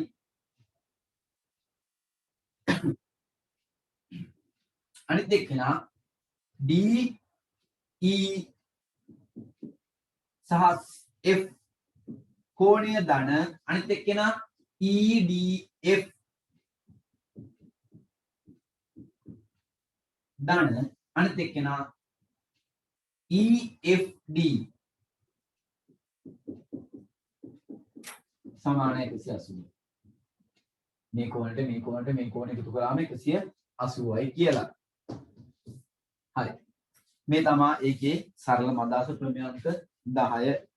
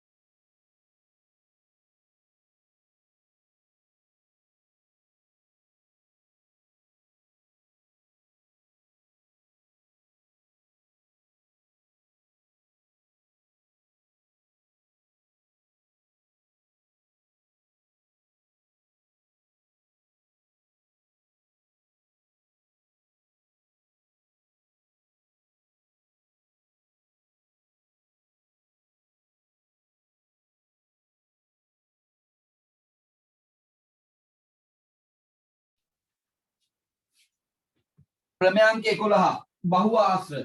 අපි දන්නවා බහුව ආශ්‍ර කියන්නේ බහු කියන එකේ තේරුම ඕගොල්ලන්ට ඔය ඉතිහාසයෙන් උගන්වන බහුභාර්යාව කියලා. ඒ කියන්නේ භාර්යාව ගොඩක් තියාගෙන හිටියා ඒ දවස්වල. රජවරුන්ටත් ඉන්නවා අන්තපුරයක්. ඒ වගේ එහෙම කියලා. එහෙම කිව්වම දැන් බහුව ආශ්‍ර ගන්නවා. ආශ්‍රයයකට තියෙන පාද ගාන ගොඩයි නම් බහුව ආශ්‍රයක් කියනවා. ආශ්‍රයක් කියන්නේ වහගන්න පුළුවන් එක්කෙනෙක්ව. එතකොට පාද වලින් සරල රේඛා වලින් වහගන්න පුළුවන් එක්කෙනෙක්. අපිට අඩුම එක්කෙනා කියලා ගන්න පුළුවන් ත්‍රිකෝණය. වැඩිම එක්කෙනා ගැලෙල්ලකින් අපිට ගන්න පුළුවන් පාද ගාන ගන්න අනුව අනන්තයි අප්‍රමාණයි. පාද අපිට ලක්ෂයක් ඇද ගන්න පුළුවන් නම් වටේට ඔහොම එතකොට අපිට යාවත් ගන්න පුළුවන්. ඒ වගේම නම් වෙන ජාති තියෙනවා. සමහරක් ඒවා තියෙනවා අපි කියන සවිදි කියලා කියන. සවිදි කියන අවස්ථා තියෙනවා. සමහරකට අපි තුමුකෝ සවිදි පංචාශ්‍රය, සවිදි ෂඩාශ්‍රය, සමපාද ත්‍රිකෝණය, සමචතුරාශ්‍රය. එම් කියලා අපි අර්ථ දක්වනවා. ඕවා උගන්වද්දී මට මතකයි ඕක උගන්වන්නේ අපි 6 වසර 7 වසර ළමයින්ට තමයි උගන්වන්නේ. සමාන්තරාශ්‍රය. ඒ වගේ දේවල්. ඒතර මේ බහුආශ්‍රයක අපිට පාද ගණනක් ඇති බහුආශ්‍රයක n කියන පාද ගණනක් ඇති බහුආශ්‍රයක අභ්‍යන්තර කෝණ සියල්ල එකතු 180යි n ඍණ 2 වේ කියලා කියනවා. මේ පොඩි සරහනක් මේ පින්නන්නේ. අපි හිතමුකෝ මේ තියෙන පංචාශ්‍රයක් කියලා. මෙයාගේ 180යි n ඍණ 2 දැම්මොත් මේකේ ඇතුලේ කෝණ වල අගයන් හොයන්න පුළුවන්. අපි බලමුකෝ ඇත්තට පුළුවන්ද කියලා. 180 වැඩි කිරීම නැත්නම් වරහන් n ඍණ 2. n කියන්නේ පාද ගාන පුතේ. n කියන්නේ පාද ගාන. පාද පහක් තියෙනවා. අඩු කිරීම 2 පහෙන් 2ක් ගියාම අපි දන්නවා 3යි 183 3ක් වෙනවා 540 කියලා. මේක අභ්‍යන්තර කෝණ වල එකතු වෙනම් කීයක් වෙන්න ඕනද? 540ක් වෙන්න ඕන කියලා කියන්නේ. ඊළඟට මම වෙනම ක්‍රමයකින් පෙන්වන චූටි කාලේ ඉගෙන ගන්නවා මෙන්න මුල්ලක ඉඳන් මොන්න ඔහම ඇඳගෙන මේක ඇතුලේ තියෙන ත්‍රිකෝණ ගාන ගණන් කරන 1යි 2යි 3යි. ත්‍රිකෝණයක අභ්‍යන්තර කෝණ වල 180යි කියන එක අපි ඉතින් කොහොමද කඩපාඩන්නේ? එයාව 3න් වැඩි කරන 3ක් ඉන්නවනේ. ඒතරත් වෙනවා කියලා අපිට උත්තරේ 540යි කියන්නේ. මේ ක්‍රමය මේ ගණිත ක්‍රමය මේ අපි අර කියන්නේ අපි හිතා ගන්න සරල ක්‍රමය නැත්නම් කෙටි ක්‍රමය. හරිද? කොහොම හරි කමන්නේ මේ වල ඇතුලේ එකතුව හොයාගන්න පුළුවන් නම් මේක තමයි වැදගත්ම වෙන්නේ. එයාලා තව තව ලකුණක් දෙනවා පාදයෙන් ගණනක් ඇති බහුවස්ත්‍රයක කෝණ සියල්ලෙහිම එකතුව 360ක් වේ. මොකේද? බාහිර කෝණවල. පාද n ගණනක් ඇති බහුවස්ත්‍රයක බාහිර කෝණ සියල්ලේ මෙතන පොඩි ලියවිලා නැහැ. බාහිර කියන අවස්ථාව ඒක ලියවෙන්න ඕනේ. උඩේ ගෙනන් අභ්‍යන්තර ලියවිලා තියෙනවා. ඒක වාක්‍යයේ තියෙන වරදක්. ඒ නිසා මෙන්න මම කියනවා ආයෙ පාරක් අඩුපාඩු තියෙන තැන හදාගන්න. පාද n ගණනක් ඇති බහුවස්ත්‍රයක බාහිර කෝණ සියල්ලේම එකතුව 360ක් වේ. පාද n ගණනක් ඇති බහුවස්ත්‍රයක බාහිර කෝණ සියල්ලෙහිම එකතුව 360ක් වේ. මොකක් ගත්තා? ත්‍රිකෝණයක් ගත්තත් අපි සමුකෝ සමචතුරස්‍රයක් මෙහෙම ගත්තත් මෙන්න මෙයාව ගත්තා වුණත් මෙහෙම මේ පැත්තට දික් කරලා ඔහොම ගත්තාත් මෙයාලගේ මේ එළියේ තියෙන කෝණවල එකතුව මේගොල්ලෝ කීයක් වෙනව කියලාද කියන්නේ? 360ක් වෙනවා කියලා කියන්නේ. ඒක තමයි අර්ථ දක්වන්නේ. තව එක කාරණාවක් විතර ලියා ගන්න උතන මම මේ කියන එක. සවිදි බහුවස්ත්‍රයක් යනු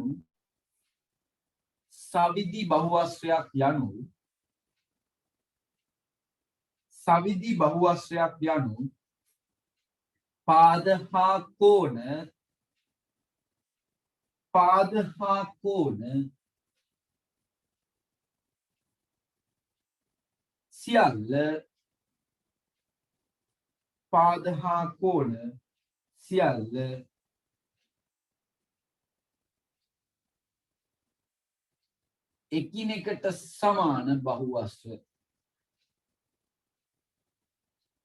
එකිනෙකට සමාන බහුවස්ත්‍ර වේ. පාද හා කෝණ සියල්ල එකිනෙකට සමාන බහුවස්ත්‍ර වේ.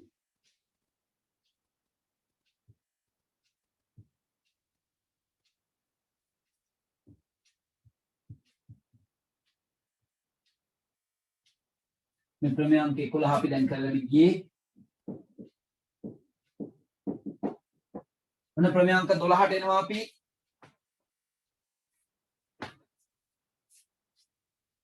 ආයෙත් ත්‍රිකෝණ ක්‍රමයක් තියෙන්නේ අපිට ක්‍රමයන්ක 12. ක්‍රමයන්ක 12 දී කියනවා ත්‍රිකෝණයක පාද දෙකක් සමාන නම්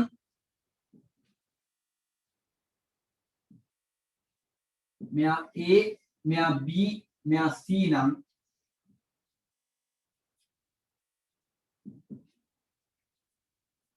ඔච්චර දිවදින් තොරතුරු නම් දීලා තියෙන තොරතුරු ඕක නම් අපිට කියනවා මෙන්න මෙහෙම වෙනවා කියලා. ත්‍රිකෝණයක පාද දෙකක් සමාන වේ නම් එම පාද දෙකට සම්මුඛ කෝණද සමාන වේ. මේ පාදයේ අවසන් වෙන මුල්ලයි මේ පාදයේ අවසන් වෙන මුල්ලයි හැම තිස්සෙම සමාන වෙනවලු. මේ පාදේ සමාන නම් ආයේ කියලා වැඩක් නෑ. හැම තිස්සෙම ඔයාලා බලන්න ආසන්න ඕලෙල් ගණන් කීපයක් අරගෙන බලන්න. ඒ ගණන් හැම එකකම ඔය වගේ ගණන් දාලා තියෙනවා. එහෙනම් අපි කියනවා මෙයාට මෙයාව සමානයි කියලා. අපි කියන්නේ මෙච්චරයි. AB සමානයි AC බැවින්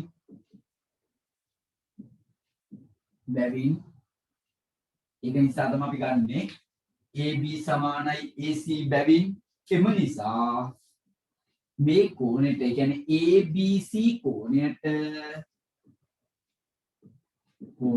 කාවද සමාන වෙනවා කියන්නේ ACB කියන එක න. මෙයා ABC කියන කෝණයට ACB කියන කෝණය සමාන වේ. මේ පාදෙ සමාන බැවින් ABC කියන කෝණයට ACB කියන කෝණය සමාන වේ කියලා කියනවා. ඒ ප්‍රමේයාංක 12. ඔන්න විලෝමයක් කියනවා. විලෝමයක් කියන්නේ මොකද්ද මං කිව්වේ? එයාගේ කන පිට කියනවා. මේ මෙයාගේ කන පිට කියනවා. මෙයාගේ කන පිට භාවිතා කරන්නේ මෙහෙම.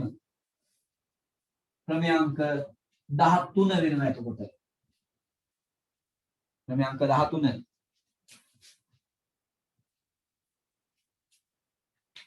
ප්‍රමේයාංක 13 දී අපි කතා කරන්නේ දැන් කියන කෝණ දෙකක් සමානයි.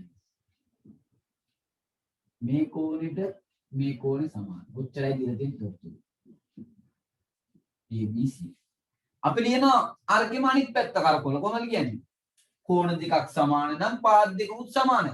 මේ කෝණ දෙකේ මේ තියෙන්නේ කෝණ දෙකේ ආරම්භ වෙන මේ පාද දෙක සමානයි. මේ දෙන්නගෙන් ආරම්භ වෙන මේ පාද දෙක සමානයි.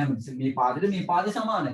අපි ලියනවා ABC කියන කෙනා සහ සමානයි ACB කියන කෙනා දීලා තියෙනවා.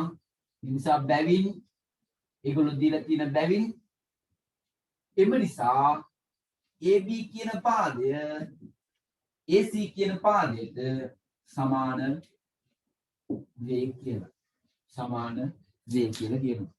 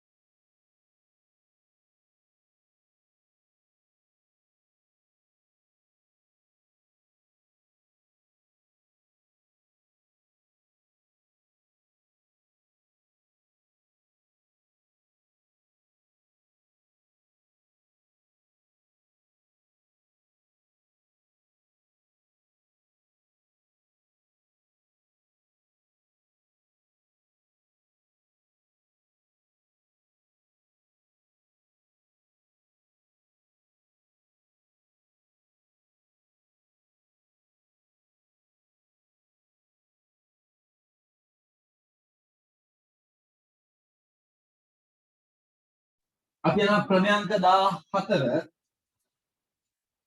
ක්‍රමයන්ක 14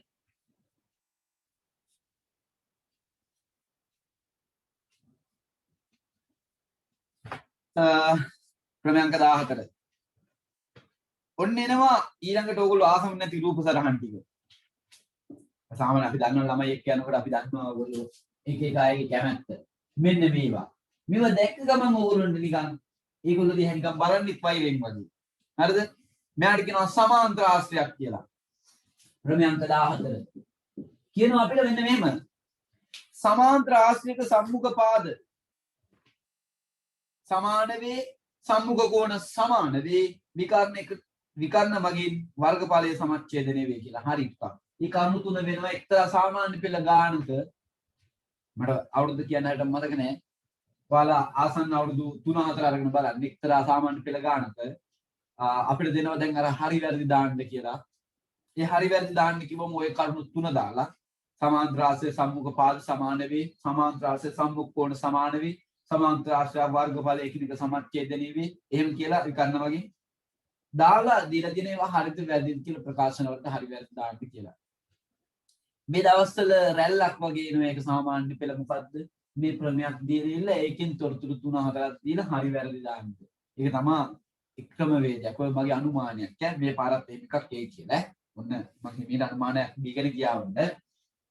මේකෙදි කියනවා මේ සමාන්තර ආශ්‍රයලු සමාන්තර ආශ්‍රයක් කිව්වම කොහොමත් මෙයාලට ඊතල වදිනවා. සමාන්තර ආශ්‍රයක් කියලා කියනවනේ ඒගොල්ලෝ කියලා තියෙනවා. එයාගේ සම්මුඛ පාද සමානයිලු. මෙයා A B C D නම් අනිවාර්යෙන්ම AB ට DC උන සම්මුඛ පාද. AB ට කවුද සමාන? CD නැත්නම් DC. ද අනිත් එක මෙයාට මෙයා මේ පාදෙට මේ පාදය අපි කියන කවුද? AD ට සමානයි BC ද කියලා ගන්න පුළුවන්. මේ පාදෙට මේ පාදෙට සම්මුඛයි කියන්නේ මොහොනට මොන. අපි යන්නේ සම්මුඛ සාකච්ඡාවලට. දැන් ගියාම සම්මුඛ සාකච්ඡාවට ගියාම ඔන්න ඉන්න ඉස්සරහා 3 දෙනෙක් අපෙන් පාස් කරනවා. මම ඒතර මෙතනට ගිහිල්ලා වැඩ වගේ මේ පැත්ත හැරිලා ඒගොල්ලෝ මගේ දිහා මගේ පිටිපස්ස බලාගෙන උත්තර දෙන්නේ නැහැ නේ. එහෙම නැහැ. අපි මුහුණට මුහුණ සාකච්ඡා කරනවා කියන්නේ ඒකයි සම්මුඛ සාකච්ඡා කරනවා. ඒ තමයි සම්මුඛ පාඩය. මුහුණට මුහුණ දෙන පාඩය. ඒ වගේ තමයි සම්මුඛ කෝණ. මේ කෝණෙට මේ කෝණය. ඒතර අපි කියන්න පුළුවන් එනම් සම්මුඛ කෝණ. සම්මුඛ කෝණ. ඒ අවස්ථාවේදී අපි කියනවා කවුද? A B C කියන කෝණෙට තව කවුද? ADC. තව එක්කෙනෙක් ගන්න පුළුවන් අපිට කවුද පුතේ? මෙන්න මේ කෝණෙට මෙන්න මේ කෝණය. අපි කියනවා BAC සමාන BAD හා DCB.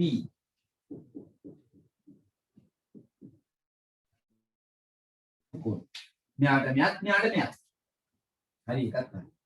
ඊළඟට අපිට තව අවස්ථාවක් කියලා පුතේ විකර්ණ මගින්. විකර්ණයක් කියන්නේ මෙහෙම.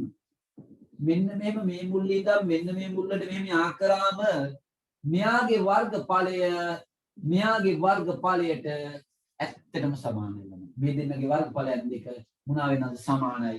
ඒක නිසා අපි කියනවා මෙන්න මෙහෙම ත්‍රිකෝණ දෙක නම් වලින් ගත්තොත් එහෙම මේ ඊළඟ අවස්ථාව ABC ත්‍රිකෝණයේ වර්ගඵලය සමාන වෙනවා ADC කියන ත්‍රිකෝණයේ වර්ගඵලයට.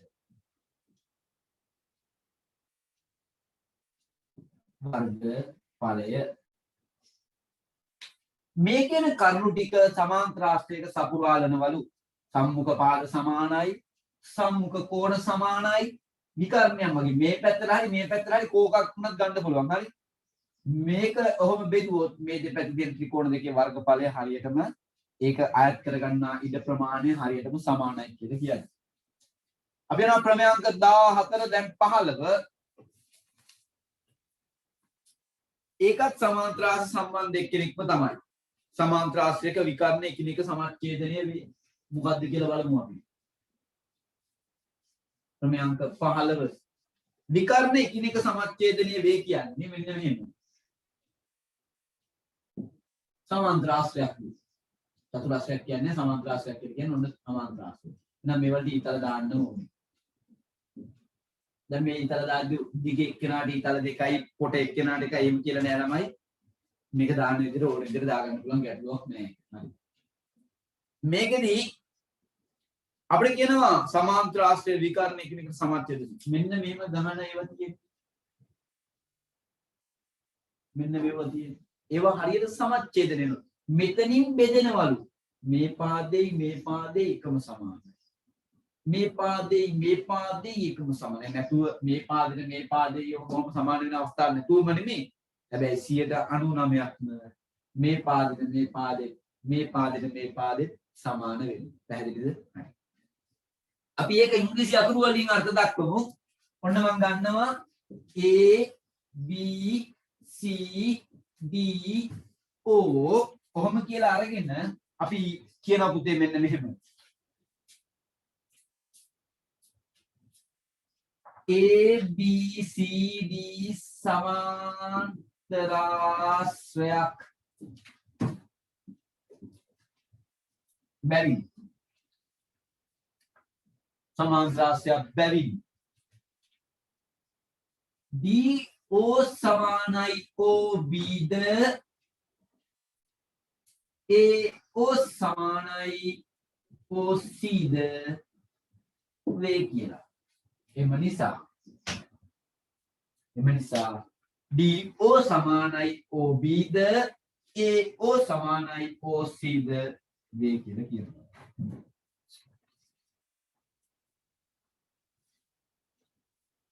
දැන් ඔන්න විලෝම ටිකක් කියන්නේ. විලෝම කියන්නේ සමාන්තර ආශ්‍රේ කන පිට පැත්ත දීලා අහන එක එක දේවල්. එන්න විලෝමයෙන් විලෝමයෙන් එන්නේ. ක්‍රමය අංක 16.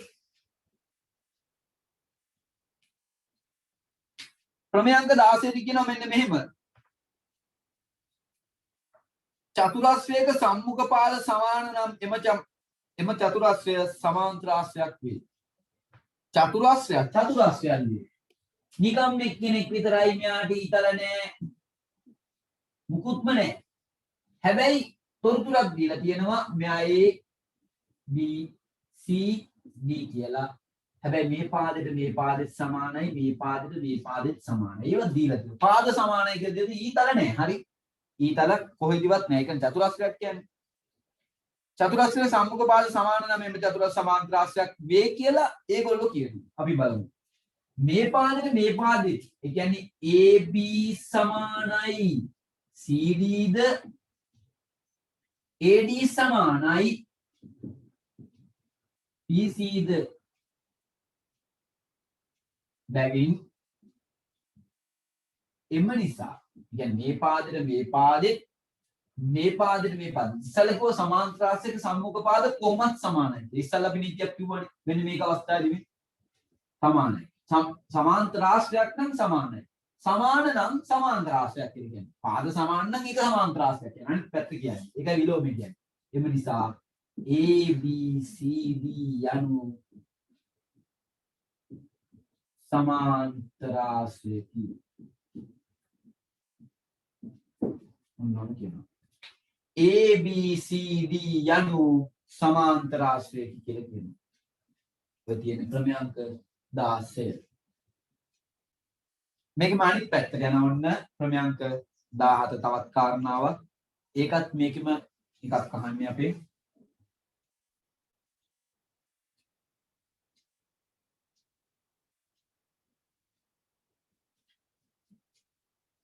මොවාලෙන් අහන්නේ ලියා ගන්න වෙලාව නේද නැද්ද ඒව මුකුත් අහන්නේ නැහැ. මාත් එක්කම කරගෙන යන්න ඕනේ කියන අදහස මම ඉන්නේ. ක්‍රමයන්ක 17 දී ඒ චතුරස්‍රයක්. හැබැයි A B C D ම ගමුකෝ අපි. මේකට මේකත් සමානයි කියලා දෙන්න. ඉස්සර පාද දෙකක් සමාන්තරාශ්‍රයක් කියනවා. දැන් කියන සම්මුඛ කෝණ සමාන නම්. සම්මුඛ කෝණ සමාන අවස්ථාවක් මෙන්න මෙහෙම. චතුරස්‍රයක සම්මුඛ කෝණ සමාන නම් එම චතුරස්‍රය සමාන්තරාශ්‍රයක් වේ. මෙයාට සමාන නම් අපි කියන මෙන්න මෙහෙම. ABC සමානයි CDA නැත්නම් ADC.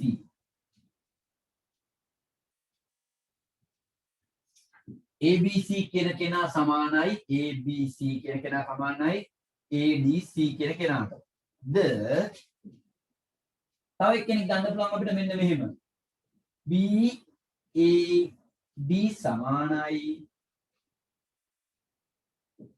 BAD සමානයි DCB ද වේනම්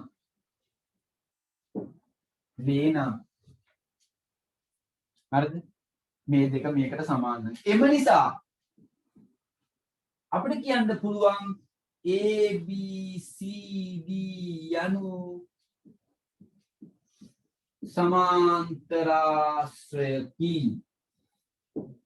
සමාන්තරාශ්‍රයකි කියලා. ඒ ප්‍රමේයංක 17. ක්‍රමයන්ක 18ට එනවා මං මේ ඔක්කොම විලෝම ඈ පුතේ විලෝම කියන්නේ මේක කන පිට අහනවා කියන එක ක්‍රමවල විලෝම කියලා જાතියකුත් තියෙනවා ඈ මොකද මතක තියාගන්න චතුරස්‍රයක විකර්ණ එකිනෙක සමච්ඡේදනය වේ නම් සමාන්තරාශ්‍රයක් වේ බලමු බලන්නේ මොකද කියන්නේ චතුරස්‍රය හරියන්න A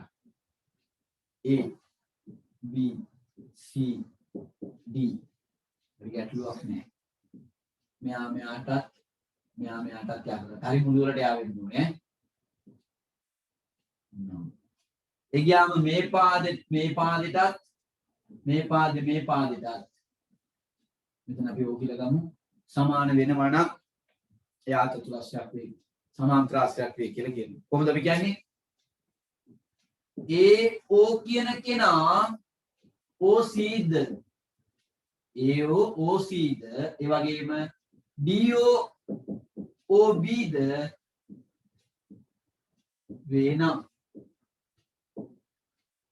එම නිසා ABCD සමාන්තරාශ්‍රයකි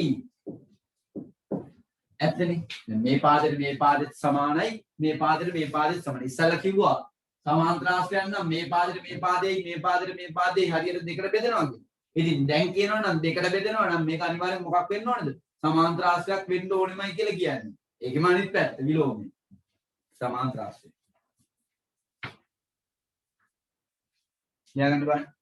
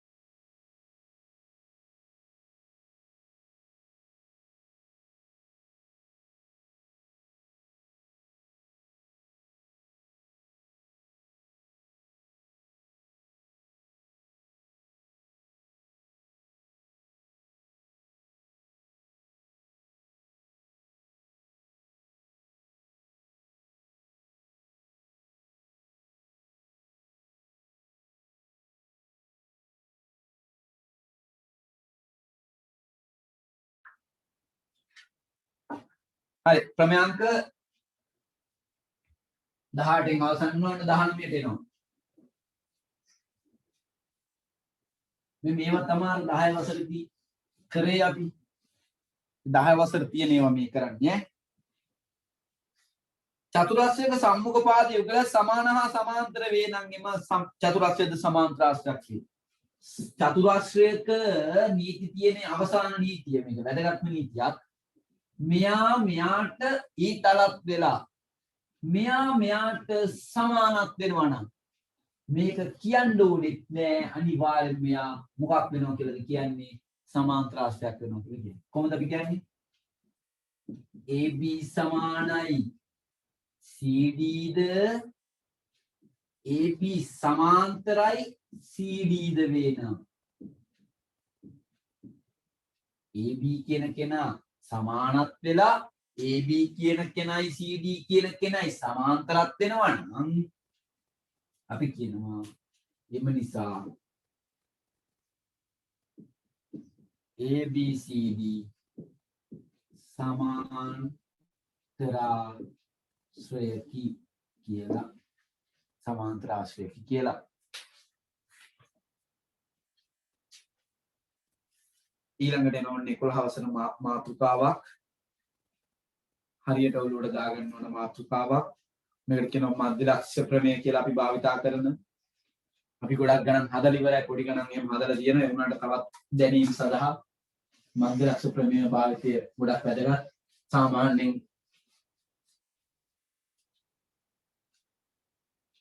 මධ්‍යලක්ෂ ප්‍රමේයක් කියන්නේ ත්‍රිකෝණයක යම් පාද දෙකක් මැද ලක්ෂ හොයාගෙන ඒක යා කරාම එයාගේ හැදෙන නීති රීති වගේක්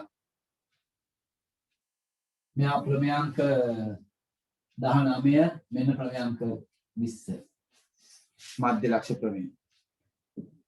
මෙන්න මෙහෙම ත්‍රිකෝණයක් කියනවා. මෙන්න මෙහෙම ත්‍රිකෝණයක් කියනවා. මේ ත්‍රිකෝණයේ අපිට කියනවා A සහ B සහ C කියලා තුන් දෙනා නම් කරලා තිබ්බොත් මෙන්න මෙහෙම. ත්‍රිකෝණයක පාද දෙකක මධ්‍ය ලක්ෂය යා කරන රේඛාව ත්‍රිකෝණයේ ඉතිරි පාදයට සමාන්තර වන අතර දිගින් පාදයෙන් හරි අඩක් වේ කියලා. අපි කියනවා මෙහෙම. මේ පාදේ මැද හොයාගෙන මේ පාදේ මැද හොයාගෙන මෙහෙම යා කරන රේඛාව නිසා අපි ගමුකෝ ඒක PQ කියලා. එයාලගේ හැදෙනවලු අර්ථ කීපයක්. එක මෙයාලා සමාන්තර වෙනවලු. මෙයා A නම් මෙයා දෙකයි A වෙනවලු. ඔක තමයි කියන්නේ. හැබැයි මේගොල්ලන්ගේ මධ්‍ය ලක්ෂ්‍ය නිසා මධ්‍ය ලක්ෂ්‍ය වෙන්නේ මේ පාදේ දෙකට බෙදෙන තැනත් මේ පාදේ දෙකට බෙදෙන තැනත් යා කරාම හැදෙන තැන. අපි ඒක අර්ථ දක්වලා මෙන්න මෙහෙම කියනවා PQ කියන කෙනා සමාන්තරයි කාටද BC ට මේක. ඒ වගේම දෙකයි PQ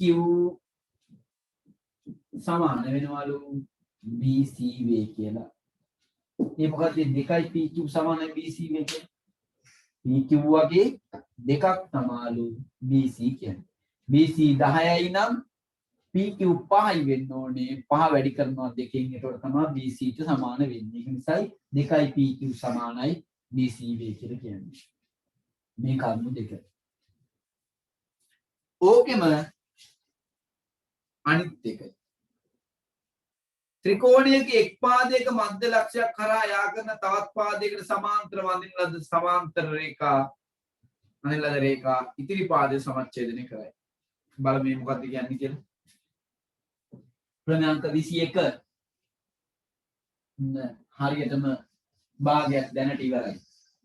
මගේ අදහසත් අද හැකි ප්‍රමේයන් ප්‍රමාණයක් ඉවර කරගෙන ලබන සතියේ ප්‍රමේයන් ටික අවසන් කරලා ඒ ගැන සාකච්ඡා කරලා ඒකෙන් ගණන් කීපයක් හදලා ඔයාලට පාස් පේපර්ස් ගණන් ටික හදන්න ඒ වගේම සූදානමින් සිටින්න සහයෝගය දක්වන්න සම්මන්ත්‍රණයට ගණිත සම්මන්ත්‍රණය තාමත් දින කියන්නේ නැහැ මම දිනේ කවදද කියලා. හැබැයි ඔයාලට අවසාන මොහොතේදීම අවසානම අවස්ථාව ගණන් නිසා අනිවාර්යෙන්ම වැදගත්ම දේ ගණන් කවුරු කොහොම මොනවා කිව්වත් මොනතරම් කොච්චර විෂය ධාරාවක් තිබ්බත් ගණන් කියන විෂය කොට ගියේ නැත්නම් ඔක්කොම සෙල්ලම් ටික ඉවරයි. ගණන් තමයි ජීවිතේ හැම පාරම පෙන්නන්නේ. ගණන් වලට එකක් B එකක් ගත්තොත් දොස්තරලා ඉංජිනේරුවෝ බිහි වෙයි. ගණන් වලට S එකක් ගත්ත එක කවදාකවත් දොස්තර වෙන්නෙත් නැහැ ඉංජිනේරු වෙන්නෙත් නැහැ. ඒක තමයි හැටි. ඒතර ගණන් වලට C එකක් B එකක් ගියොත් C එකත් අමාරුයි. B එකක්වත් තියෙන්න ඕන අඩුම තරමේ කොමර්ස්වත් කරන්න. එතකොට CB ආසන්න ඉතින් කොමර්ස් පුළුවන් වෙයි. අඩුම තරමේ S එකක්වත් තියෙන්න ඕනේ ආර්ට් කරන්න තාක්ෂණ වේදේ කරන්නත් ගණන් වලට B එකක් විතර බලාපොරොත්තු වෙනවා. B එකක් A එකක් විතර බලාපොරොත්තු වෙනවා. අනිත් දේවල් වලට අමතරව මම කියන්නේ වැදගත්ම දේ ගණන් වලට W තියාගෙන විද්‍යාවලට එකක් කරගෙන ගියා කියලා දොස්තර කරන්නෙත් නැහැ. ඒ වලට අමාරුයි යන්නේ දැන් වලට යන්න අමාරුයි.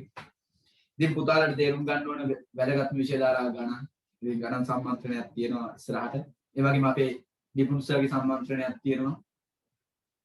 නිපුණ සර් සිංහල නිපුණ සර්ගේ ඒකට සහභාගී වෙන්න Zoom සම්මන්ත්‍රණයක් පෙබරවාරි 13 ඒ සඳහා මොනවා හරි ඔයගොල්ලෝ දැනගන්න අවශ්‍යතාවයක් තිබ්බොත් එහෙම ගෲප් එකට මැසේජ් එකක් දාන්න මම ඒතොර ඒ විස්තර දාලා තියෙනවා මම හිතන්නේ. නිසා ඔයගොල්ලන්ට ඒක සහභාගී වෙන්න සියලු දෙනාම. මොකද මේ ඔයාලට හම් වෙන අවසාන මාසයේ අවසාන අවස්ථාවවලදී හැමදේම ප්‍රයෝජනෙට ගන්න බලන්න. ඒ වගේම ඉස්සරහට නුවන් සර්වි සම්මන්ත්‍රණයක් තියෙනවා. 21 වෙනිදාට කොමස් නුවණාර සර්ගේ ඒකට සහභාගී වෙන්න සියලු දෙනා මම ඒවල ඉස්සරහට කියන්න අවශ්‍යතාවයන් දවස් තිබ්බොත් දැනුවත් කිරීම කරන්න. ඒ වගේම ගණන් සම්බන්ධයෙන් තියෙන බොහෝ දුරට ඒ සම්බන්ධන දෙකම ඉවර වුණාට පස්සේ තියෙන අදහසක් තමයි මගේ තියෙන්නේ. 20 ගණන් වල ආසන්නම අපිට තියෙන අවසානම අවස්ථාවේ දවසේදී බොහෝ දුරට සම්බන්ධ තියෙන්නේ. ඔයාලගෙන් වෙන්න ඕන සහයෝගය මෙහෙමයි. ඔයාලට ඉන්නවා යාළුවෝ. ඔයාලට ඉන්නවා තවත් කට්ටිය මේ Zoom එකේදී ඔයගොල්ලන්ට තැන අදාළ නැහැ. ප්‍රදේශය අදාළ නැහැ. ඒ අයට කරන්න පුළුවන්.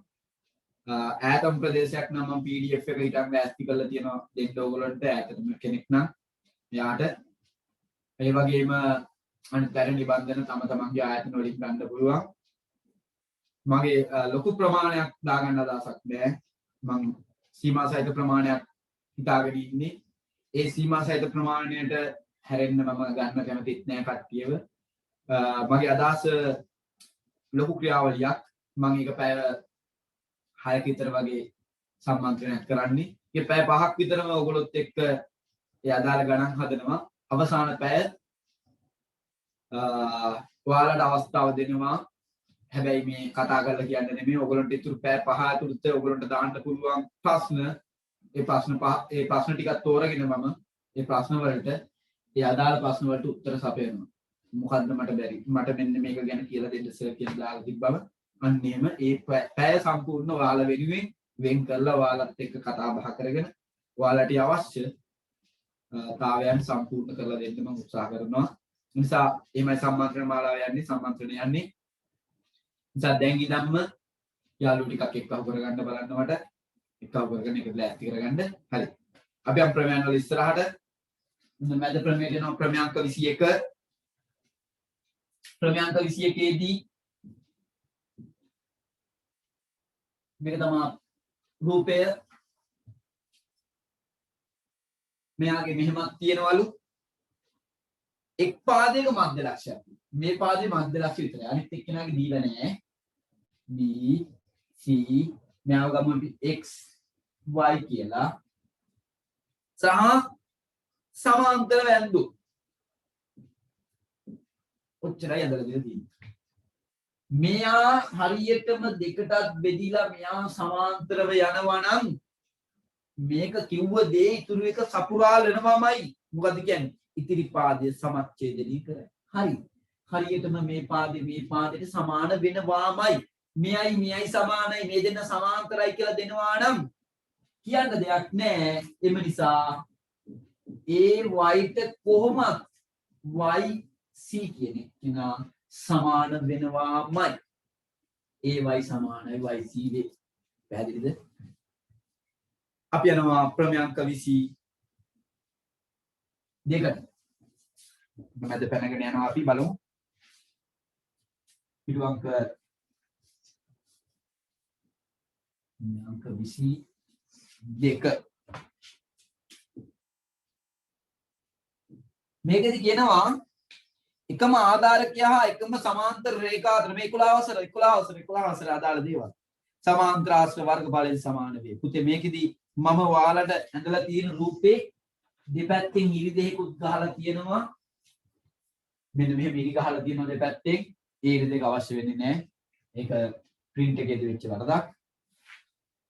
මෙන්න මේ වගේ ඉරි දෙකක් තියෙන්න ඕනි කියන එක ඔයගොල්ලෝ ඔළුවේ තියාගන්න මොනවා හරි වැඩිපුර තියෙනවා නම් ඒ ටික ගොලිපත් කරගන්න. මේක කියනවා මෙහෙම මේගොල්ලෝ සමාන්තරයි මෙයාට අනිවාර්යයෙන්ම සමාන්තරයි මෙහෙම ඇඳෙන සමාන්තර ආශ්‍රයක මේ මුල්ලේ ඉඳනුත් තව එක්කෙනෙක් ඇඳුනොත්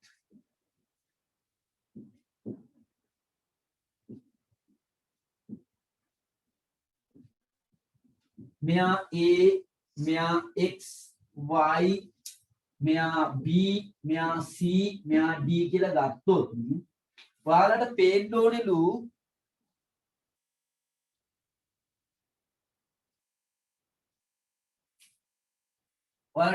ඕනෙලු මෙන්න මෙහෙම කරුණක් මොකක්ද දන්නවද එකම ආධාරකයෙන් මෙදින ආධාරකය අපි කියන එකම ආධාරකය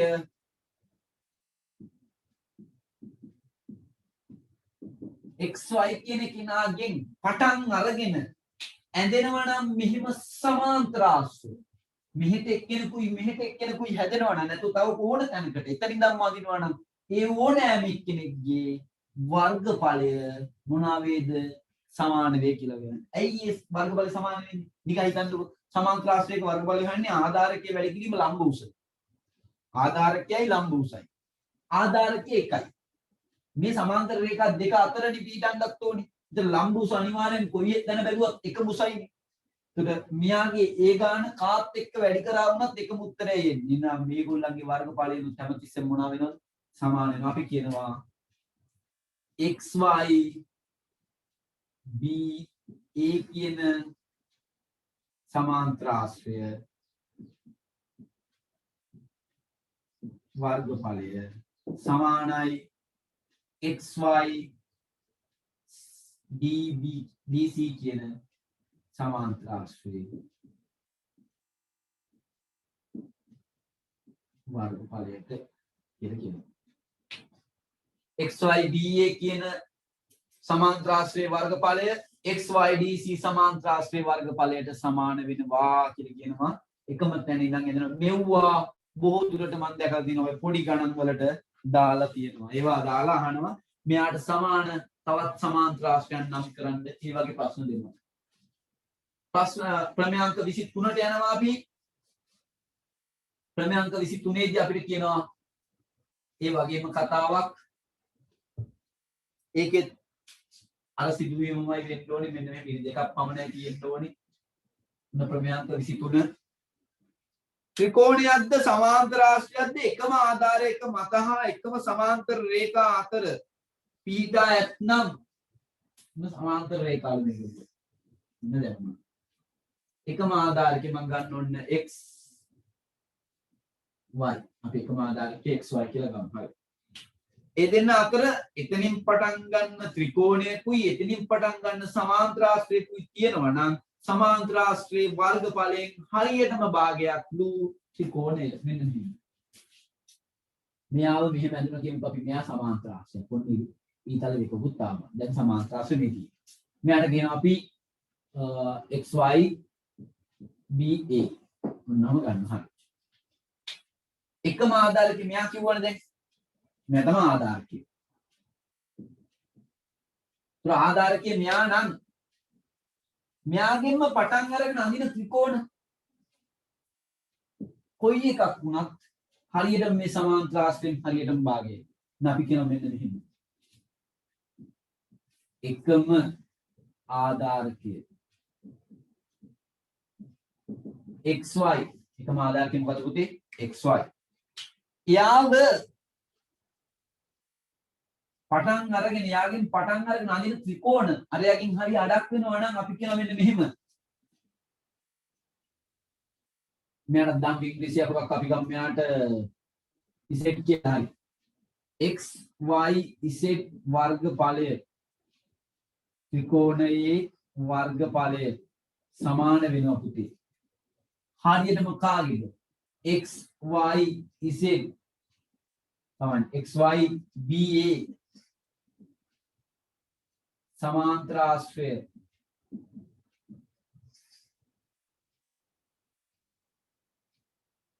වර්ගඵලය වැඩි කිරීම භාගය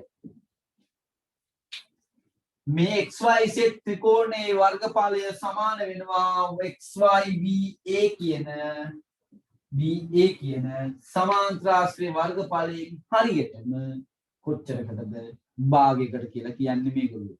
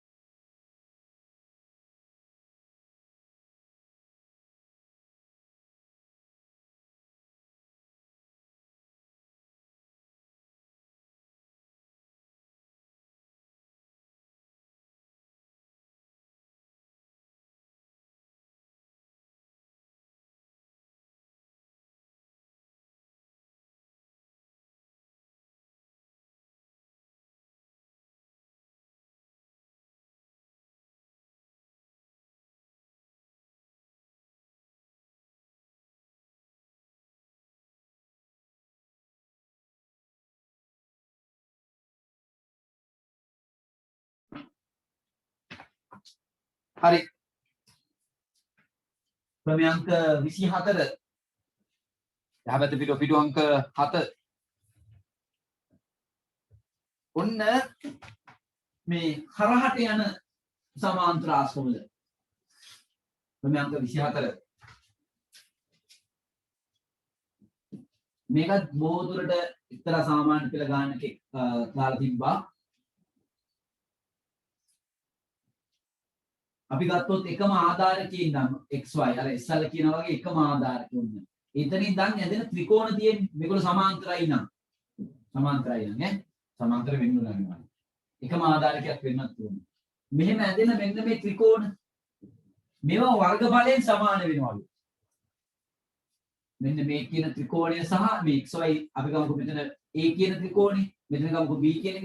මෙයා කියනවා මෙහෙම සමාන්තර රේඛා දෙකක් අතර එකම ආධාරකයේ ඉඳන් මේ ආධාරකයේ ඉඳන් ඇඳෙන ත්‍රිකෝණ දෙපැත්තට මෙහෙම ඇඳෙන ත්‍රිකෝණ එකක් උඩ එකක් තියෙනවා කියලා පේනවා ඔයගොල්ලන්ට මේ ත්‍රිකෝණය සහ මේ ත්‍රිකෝණය. ඒගොල්ලෝ මෙහෙම උඩ හිටියට යාළගේ වර්ගඵලයන් දෙක සමාන වෙනවා කියලා කියනවා.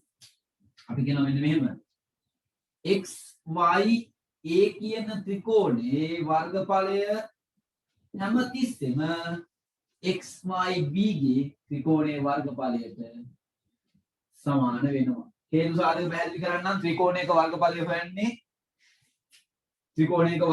හොයන්නේ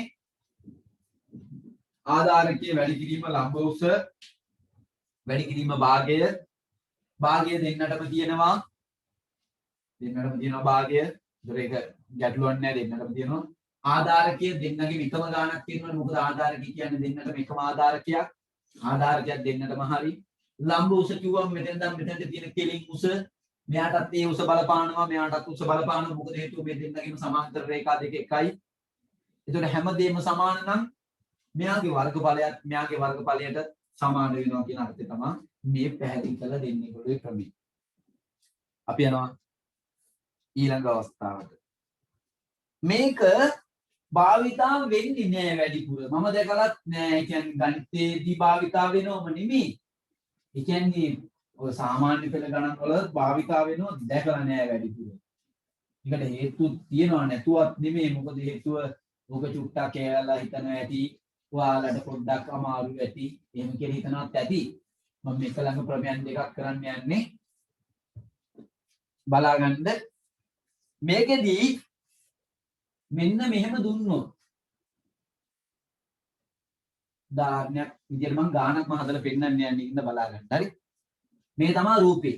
දීලා තියෙනවා A B C D. ආධාරක එකම සරල රේඛාවක් මත පිහිටි.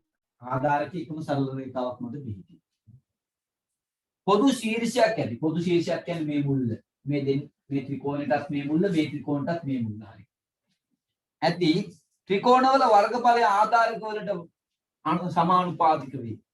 මෙයාගේ අනුපාතයටම මේ දෙන්නගේ වර්ගඵලයම සමානුපාතික වේ කියන්නේ. මම මෙයාගේ ලම්බ උසට දාගන්නවා යම් ගානක්. අපි දාගමු මෙයාට 10යි සෙන්ටිමීටර. ලම්බ උස කෙලින් උස. මම මෙයාට ගන්නවා 8යි සෙන්ටිමීටර් මෙයාට ගන්නවා 6යි සෙන්ටිමීටර්. ඔක තමයි කතාව. මම ත්‍රිකෝණ දෙකේ වර්ගඵල හොයන්න යන්නේ. ඔයාලට පැහැදිලි කිරීම මේක වෙන්නේ ප්‍රමේය ගාන හදලම පැහැදිලි කිරීමක් කරන්න යන්නේ බලාගන්න. ABC ත්‍රිකෝණයේ වර්ගඵලය. ABC ත්‍රිකෝණයේ වර්ගඵලය. භාගයයි ආධාරකයේ වෙනවා 8යි ලම්බ උස වෙනවා 10යි. දෙකට 1යි 10ට 5යි 8 වරක් 5 40යි වර්ග සෙන්ටිමීටර. 40යි වර්ග සෙන්ටිමීටර. හරි. තව කෙනෙක් ඉන්නවනේ BCD කියන කෙනා BCD ත්‍රිකෝණයේ වර්ගඵලය. යාගේ ගන්නවා භාගයයි ආධාරකයාගේ BD කියන කෙනා 6යි සෙන්ටිමීටර. ලම්බ උස කියන්නේ මෙතනට ඉඳන් මෙහෙම කෙලින් බැලුවත් මෙතනට එන්න ඕන උස කියන්නේ අපි. ලම්බ උස කියන්නේ කෙලින් තියෙන උස මේ ත්‍රිකෝණයට. සාමාන්‍යයෙන් පොඩි පන්තිවලදී ඔයගොල්ලන්ට අඳිනවා ඇති මතක ඇති. මගේ මතකයේ හැටියට මේක 8 වසරේදී උගන්වන්නේ. මෙන්න මෙහෙම එක්කෙනෙක්ව ඔන්නෝම පේනවා ලම්බෝස පැත්තෙන් මෙහෙම ත්‍රිකෝණයක. ඉතින් මේ ලම්බෝස කියන්නේ මේ කෙලින් තියෙන උස කියන එක තමයි. මෙයාට හරියටම මෙහෙම කෙලින් අරගෙන මෙහෙම කෙලින් බැලුවම තියෙන උස. ඒ නිසා ඔන්න මම ගන්නවා මෙතනට එන ලම්බෝස වෙන්න ඕනෙත් මෙයාගේ මේකම තමයි කීයද 10යි සෙන්ටිමීටර්. දෙකට 1යි 10ට 5යි 6 වරක් 5 30යි සෙන්ටිමීටර්. ඔන්න වෙනවා වර්ග. සමානුපාතිකයි. පාද දෙකට සමානුපාතිකයි. බලමු අපි කතාව. මට ඉත මදි හින්දා මම මේ පැත්ත ගන්නවා බලා ගන්න. මම ගන්නවා ත්‍රිකෝණ දෙකේ වර්ගඵලයන්. ත්‍රිකෝණ දෙකේ වර්ගඵලයන් දිනන ලොකු එක්කෙනාගේ කීයද? 40යි. අනුපාත කරද්දී අපිට සංකේත භාවිත කරන්නේ පොඩි එක්කෙනාගේ 30යි. මෙයා 40යි මෙයා 30යි. එහෙනම් යාළගේ පාද මෙයා 8යි මෙයා 6යි. මෙයා 8යි මෙයා 6යි. ඔහොම ගන්න. සමානුපාත වෙනවා කියන්නේ දෙක කෙටි කරාට පස්සේ එකම අනුපාතයක් වෙනවා කියලා කියනවා. 40යි 30යි 10න් බෙදාගත්තම 4 අනුපාත 3යි. 8යි 6 කියන එක්කෙනා දෙපැත්ත බෙදාගත්තට පස්සේ උන්න මම දෙකෙන් බෙදා ගන්න. යාලා කෙටි කරගන්නවා. යාලා කෙටි කරාම මෙයා 4යි මෙයා 3යි. නැක්කද වෙච්ච සමානුපාතත්වය. මේක ලියාගන්න. කොහොම තමයි ඒක ගණිතෙන් හැදුවේ. ඔයාලට අර කොච්චර කිව්වද ඉතින් මේකේ මේ කෝණේ තියෙනවා මෙහෙමයි වෙන්නේ කියලා කිව්වට ඔයාලට ඒක අර්ථ දක්ව ගන්න අමාරු වෙන්න පුළුවන්. ඒක නිසා කොහොම කිව්වේ ඒකයි. හරිද? ප්‍රමේයාංක මේ ගත්තොත් එහෙම 25.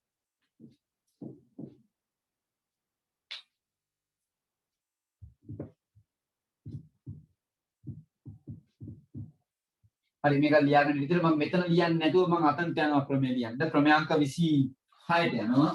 පුතාලා ජීවිතේට දැකුණු නැති ප්‍රමේයක් කියන්නේ. මෙයාව ඇහුවත් සමහර විට ඔයගොල්ලෝ දන්නේ නැති වෙන්න පුළුවන්. ප්‍රමේයාංක 25 තමයි 26 කරලා තියන්නේ. සුජුකෝණී ත්‍රිකෝණයක කර්ණය මත අඳින ලද සමචතුරස්‍රයේ වර්ගඵලය සුජුකෝණී අඩංගු පාද මත අඳින ලද සමචතුරස්‍රයේ වර්ගඵලයට වර්ගඵලයන් වල එකතුවට සමාන වේ.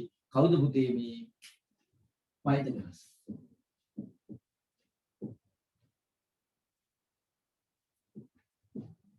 පයිතගොරස් සම්බන්ධය. පයිතගොරස් සම්බන්ධය කිව්වම මෙයා සුජුකෝණී ත්‍රිකෝණයක් නම් මෙයා 90 නම් මෙයා A නම් මෙයා B නම් මෙයා C නම් දිගම පාදේ වර්ගය කියන්නේ AC ගේ වර්ගය සමාන කරනවා අපි AB ගේ වර්ගය ධන BC ගේ වර්ගයට. මේක තමයි පයිතගොරස් සම්බන්ධය. මේක ගැන වැඩිදුර කතා කරන්නේ නැහැ. මොකද හේතුව මේක අපි කරලා ඇති ලක්ෂ ගාණක් විතර ඕගොල්ලන්ට මොකද ඒක කරනවා කරපු තරමක් කරන්නේ පයිතගොරස් තමයි. මෙච්චර කාලයකට කරලා තියෙන්නේ පයිතගොරස්. හේතුව මෙතන 10 આવුත් මෙතන 8 આવුත් මෙතන 6යි කියලා කියන්නත් දන්න ඕගොල්ලෝ. මෙතන 5 આવුත් මෙතන 4 આવුත් මෙතන 3යි එන්නේ කියලා කියන්නත් දන්න. ඒ තරමට ඕගොල්ලන්ට පයිතගොරස් පුළුවන් වෙලා තියෙන්නේ. පොඩ්ඩක් පොඩි පැහැදිලි කිරීමක් කරන්න මෙන්න මෙහෙම. මේ පයිතගොරස් හොයාගෙන තියෙන්නේ මේක මෙහෙමයි.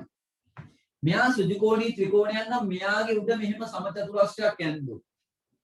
ඒන උත්තරය මෙයාගේ අඳින සමචතුරස්‍රයයි මෙයාගේ අඳින සමචතුරස්‍රයයිගේ වර්ගඵලයන් වලට කියන්නේ අපි කියන සමචතුරස්‍රයේ වර්ගඵලයන් වලට එකතු කරාම මෙයාගේ උත්තරයටම සමානයි. කියන්නේ මේ දෙන්නගේ වර්ගඵලයන් දෙක එකතු කරාම මෙයාගේ උත්තරයටම සමානයි. ඒක තමයි පයිතගොරස් සම්බන්ධය කියලා කියන්නේ.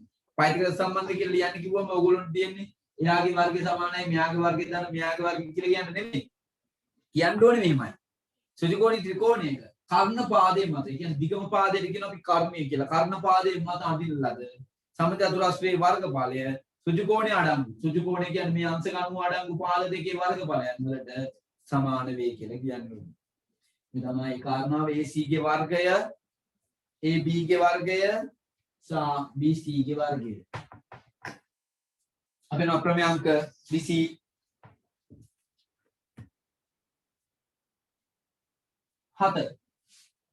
ප්‍රමේයාංක 27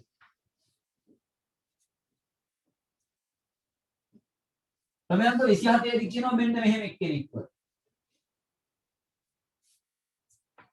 ත්‍රිකෝණයක එක් පාදයක සමාන්තර අඳින ලද සරල රේඛාවක් එහි ඉතිරි පාද දෙක සමානුපාතිකව බෙදයි. සමානුපාතිකව බෙදනවා කියලා කියන්නේ මෙන්න මෙහෙමයි. ප්‍රමේයන්ක 27 මෙන්න මෙහෙම එකක් කියලා තියෙනවා. අපි දන්නේ නැහැ ඇත්තටම මෙයා සමාන්තරයි කියලා දීලා තියෙනවා නම් ඔව් මේ ත්‍රිකෝණේ හරියටම මැදද කොහෙද කින්න මන්ද මුකුත්ම විස්තර දෙන්නේ නැහැ අපිට. ඒ දුන්නම අපිට සමානුපාත ලියන්න පුළුවන්. අනුපාත ලියනවා කියන්නේ මෙහෙම. අනුපාතයක් භාගයක් ආකාරයට ලියන එක තමයි මේ කරන්නේ අපි. AP කියලා ගත්තොත් AP PB නම් අනුපාතය ලියුවා. APY PBY මම ගත්තා. ගත්තොත් අනිවාර්යෙන් යාට සමාන වෙනවලු සමානුපාත වෙනවලු කවුද? AQ කාටද?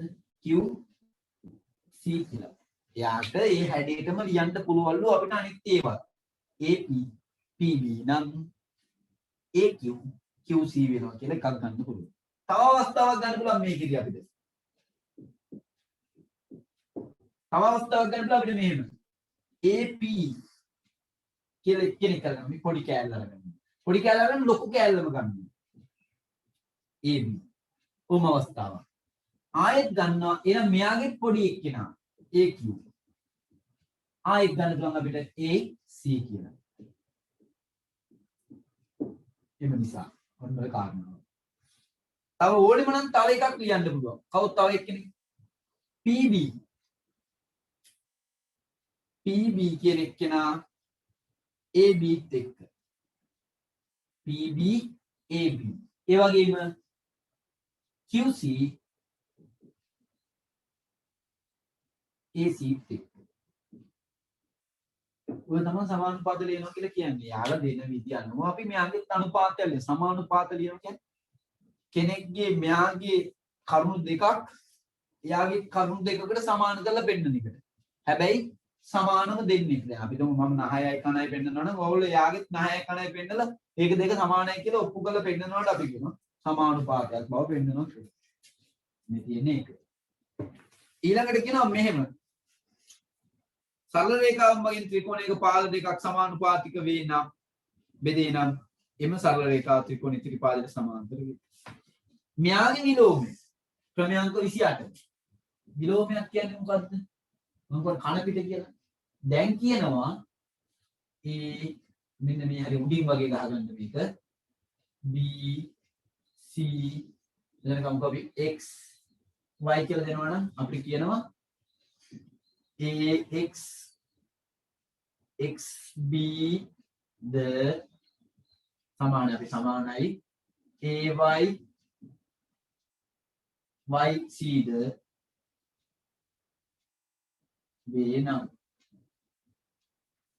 මෙයි කැලයි මෙයි කැලි එකයි මෙයි කැලයි මෙයි කැලි එකයි නම් මේ පාදෙට මේ පාදේ මේ පාදෙට මේ පාදෙට මේ සමානතාවයක් තියෙනවා නම් මෙහෙම බැලුවම නම් අපිට කියනවා කිසි ගැටලුවක් නැල්ලු XY කියන කෙනා අනිවාර්යෙන්ම මොනවා වෙනවලුද සමාන්තර වෙනවලු BC එක්ක. අර දෙගුණ වෙන කතාව නෙමෙයි මේ මෙතන 5යි නම් මෙතන 10යි වෙන කතාව නෙමෙයි මේ. ඒ වෙනවා කිව්වේ මේගොල්ලන්ගේ මැදට දෙන්න යාකරොත්. ඒ කියන්නේ මධ්‍ය ලක්ෂණය. මේ මධ්‍ය ලක්ෂණය ත්‍රිකෝණයක තැනකින් බෙදුවම බෙදලා මේවා සමානුපාත වේ නම් න්‍යා සමාන්තර වේ කියලා කියනවා. සමාන්තර වේ එම නිසා.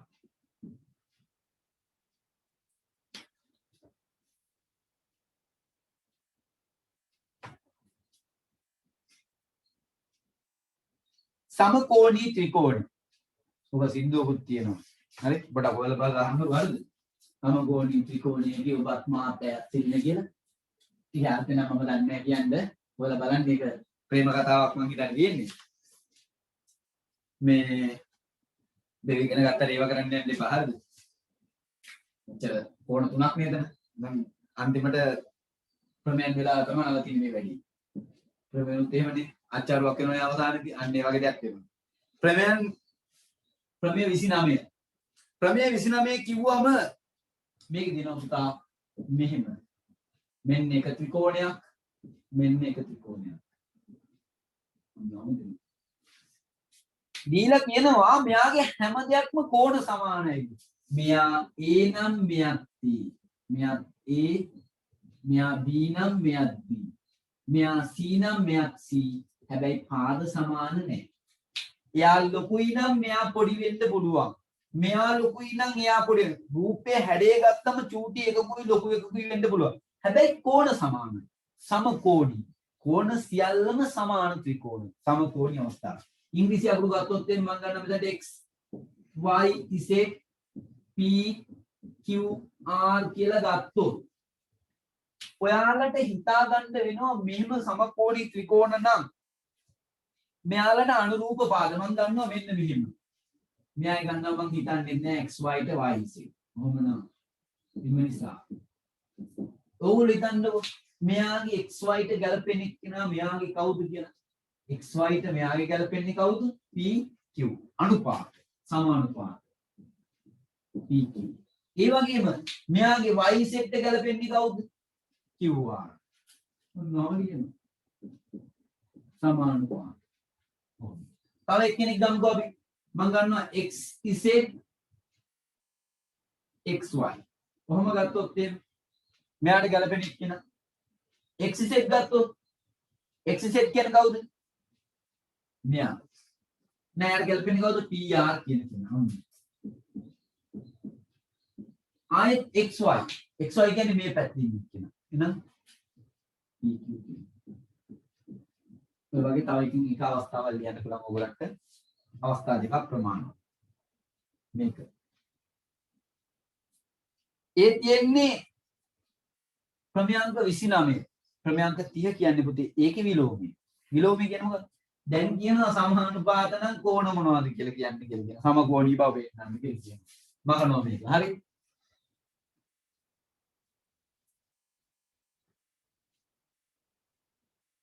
ක්‍රමයන්ක 30. ත්‍රිකෝණ දෙකක පාද සමානුපාතික වේ නම් එම ත්‍රිකෝණ සමකෝණී වේ කියලා කියනවා. ඔන්න මම ගන්නවා ත්‍රිකෝණ දෙක.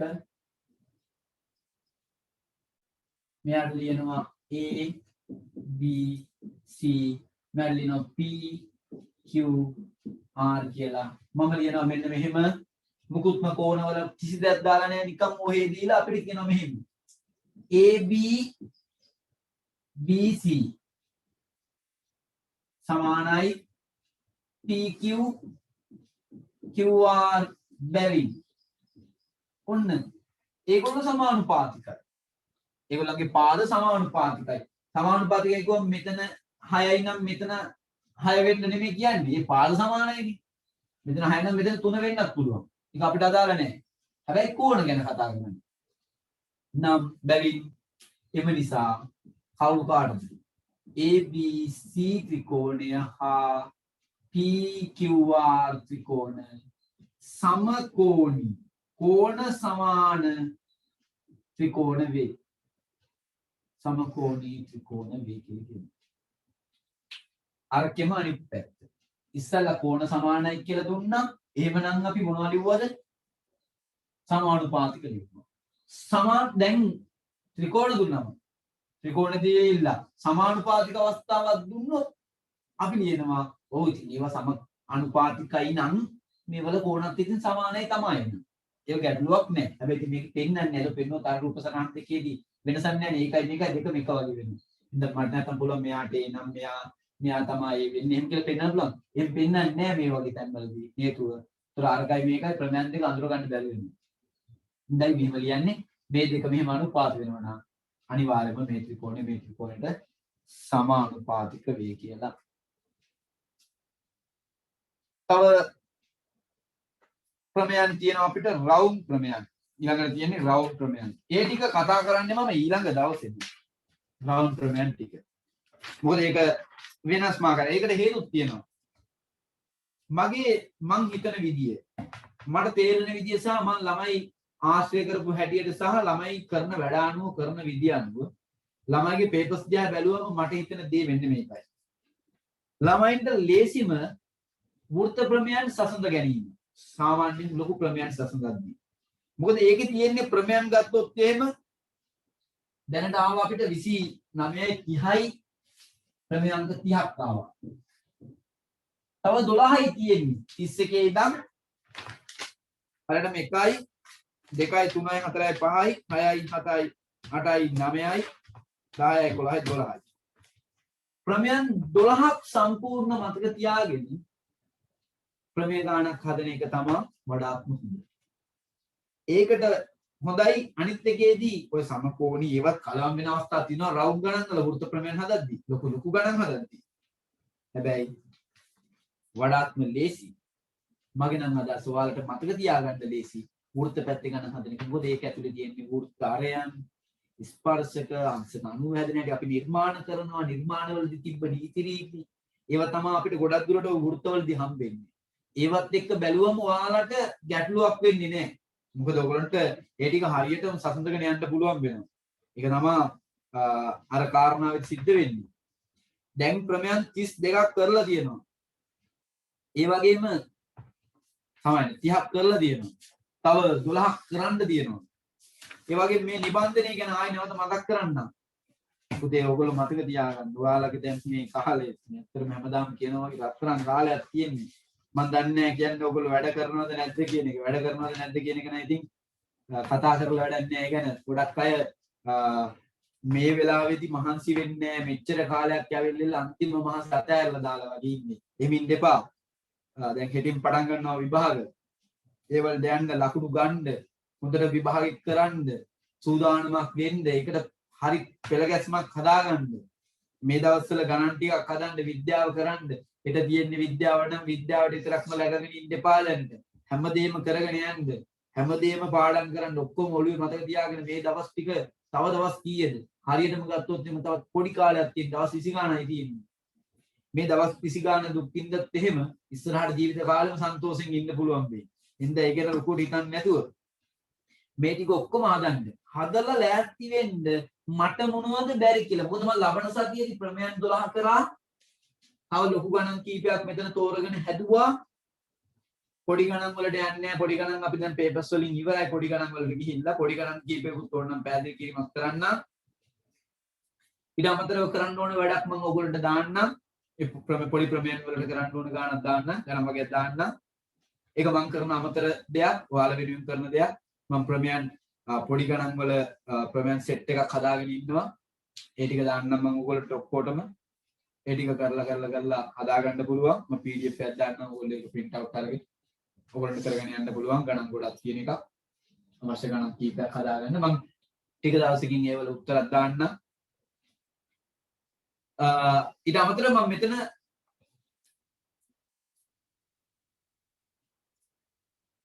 ලබන සතියේදී ඔයගොල්ලන්ට අනිවාර්යෙන් පන්ති පටන් ගන්න 8:00 අනේ ටිකක් උදේ නැගිටින්න නැගිටලා 8:00 වෙද්දී ඔයගොල්ලෝ අනිවාර්යෙන් පන්තියේ හින්ද 11:00 වෙනකම් ඉන්න වෙනවා 11:00ට ඉස්සල්ලා නිකන් 11:00 වෙද්දිම වගේ දුවන්න බලාගෙන ඉන්නේ නැතුව 11:00 වෙනකම් මෙතන ඒව අහගන්න ලබන සතියේදී ප්‍රමේයන් ඉවර වෙනවා ප්‍රමේයන් ගැන සාකච්ඡා කරලා ලොකු ගණන් ටික හදනවා ඊළඟ සතියේදී මම අනිවාර්යෙන්ම මේවා සාකච්ඡා කරනවා මට පුළුවන් නම් එක සතියෙන් සාකච්ඡා කරලා ඉවර කරලා ඉන්න ඊළඟ සතිය වෙනකොට මම තවත් අලුත් දෙයක් කරන්න පුළුවන් තවත් දෙයක් කරනවා ගොඩක් කල්පනා කරගෙන ඉන්නවා මේ මාසෙදි කරන්න ඕන වැඩ කීපයක් ගැනම ඒ නිසා ඒකට සහයෝගය දක්වමින් අපි යන් ඉස්සරහට අද දවස් සහභාගී සියලු දෙනාට මේ නම් බොහොම ස්තුතියි මේවා ටික පාඩම් කරලා ඊළඟ දවසේදී හම්බෙමු අපි සියලු දෙනාටම සුබ දවසක් වෙන කියලා ප්‍රාර්ථනා කරනවා